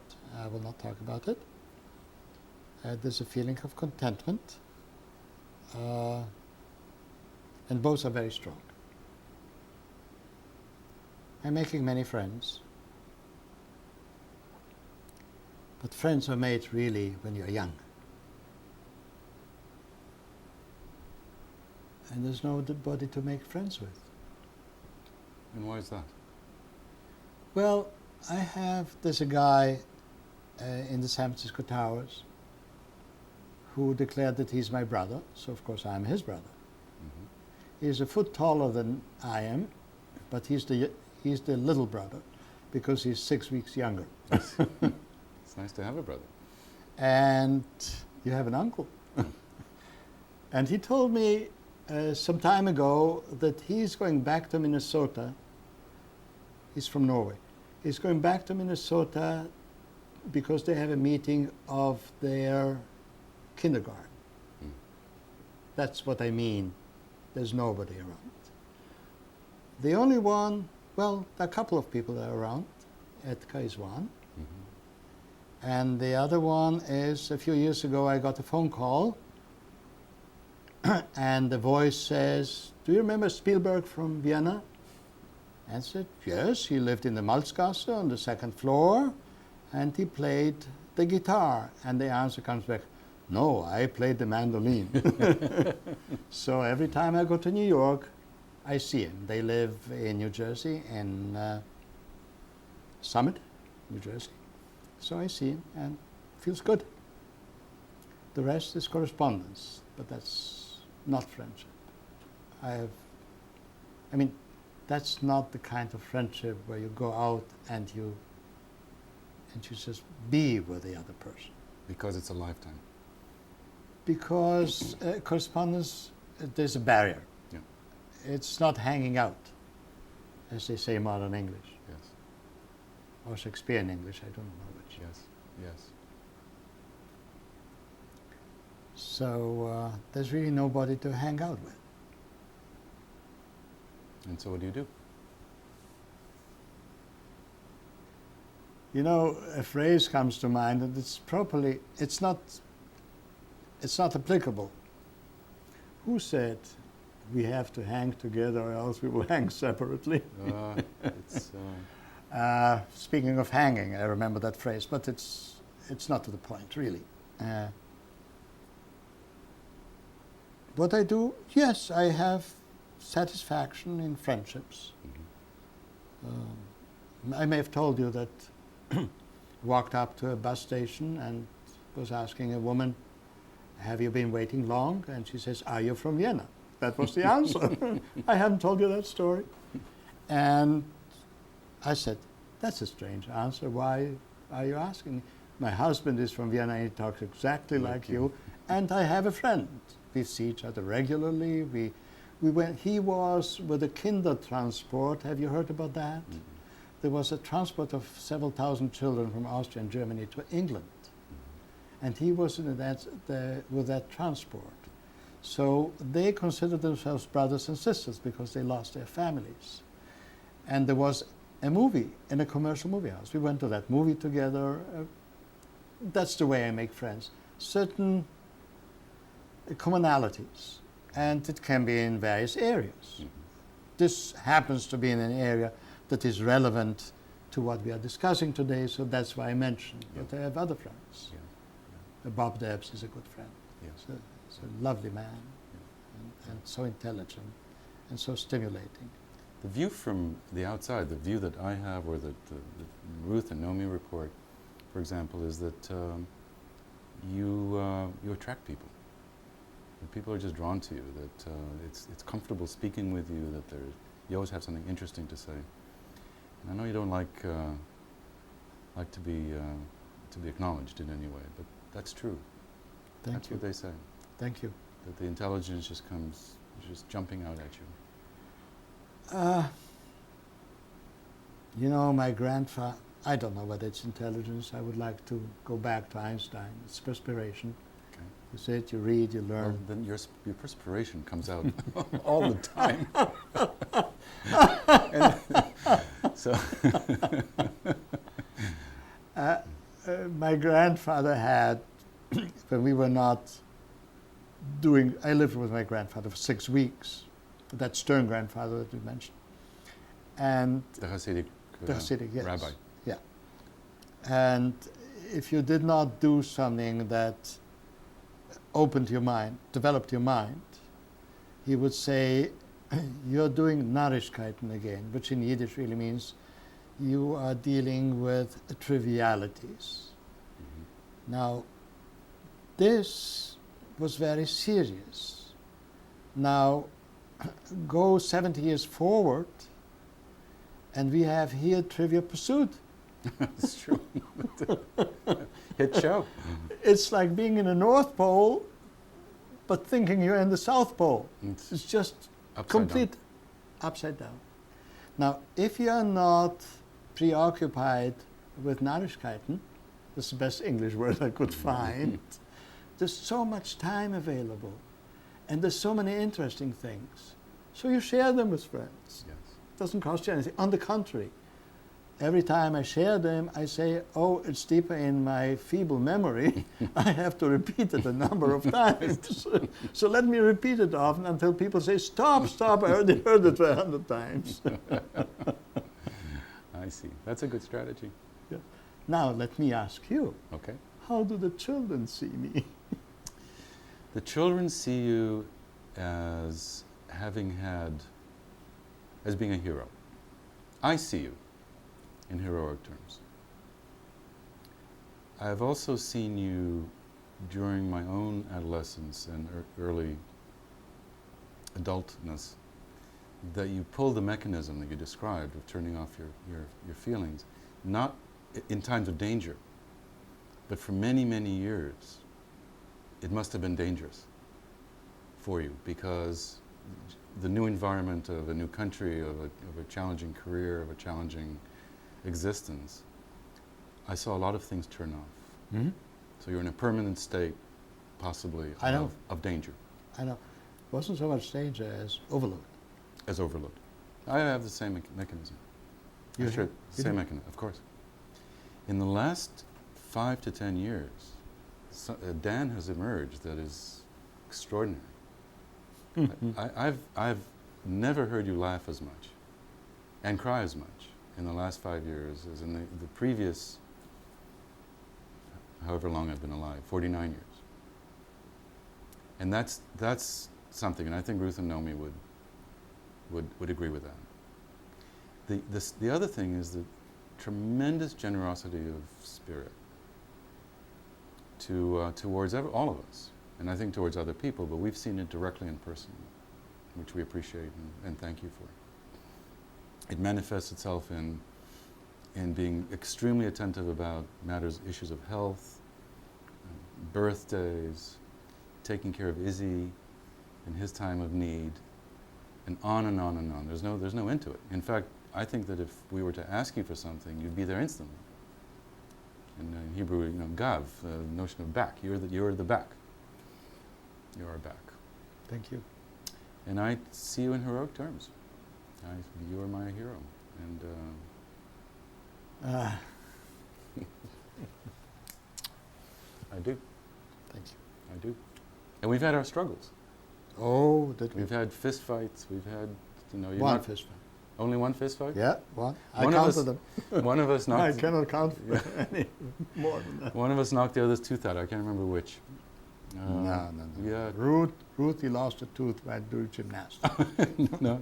That's It was that's the tooth history of the of family. the family. But we've had our troubles, and those are long, long gone.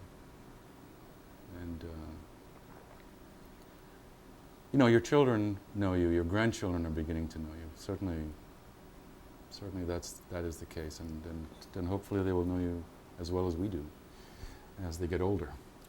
I'll make the effort. Good. To get to know them well. Happy birthday, Pops. Thank you. You're welcome. Thank you. Okay.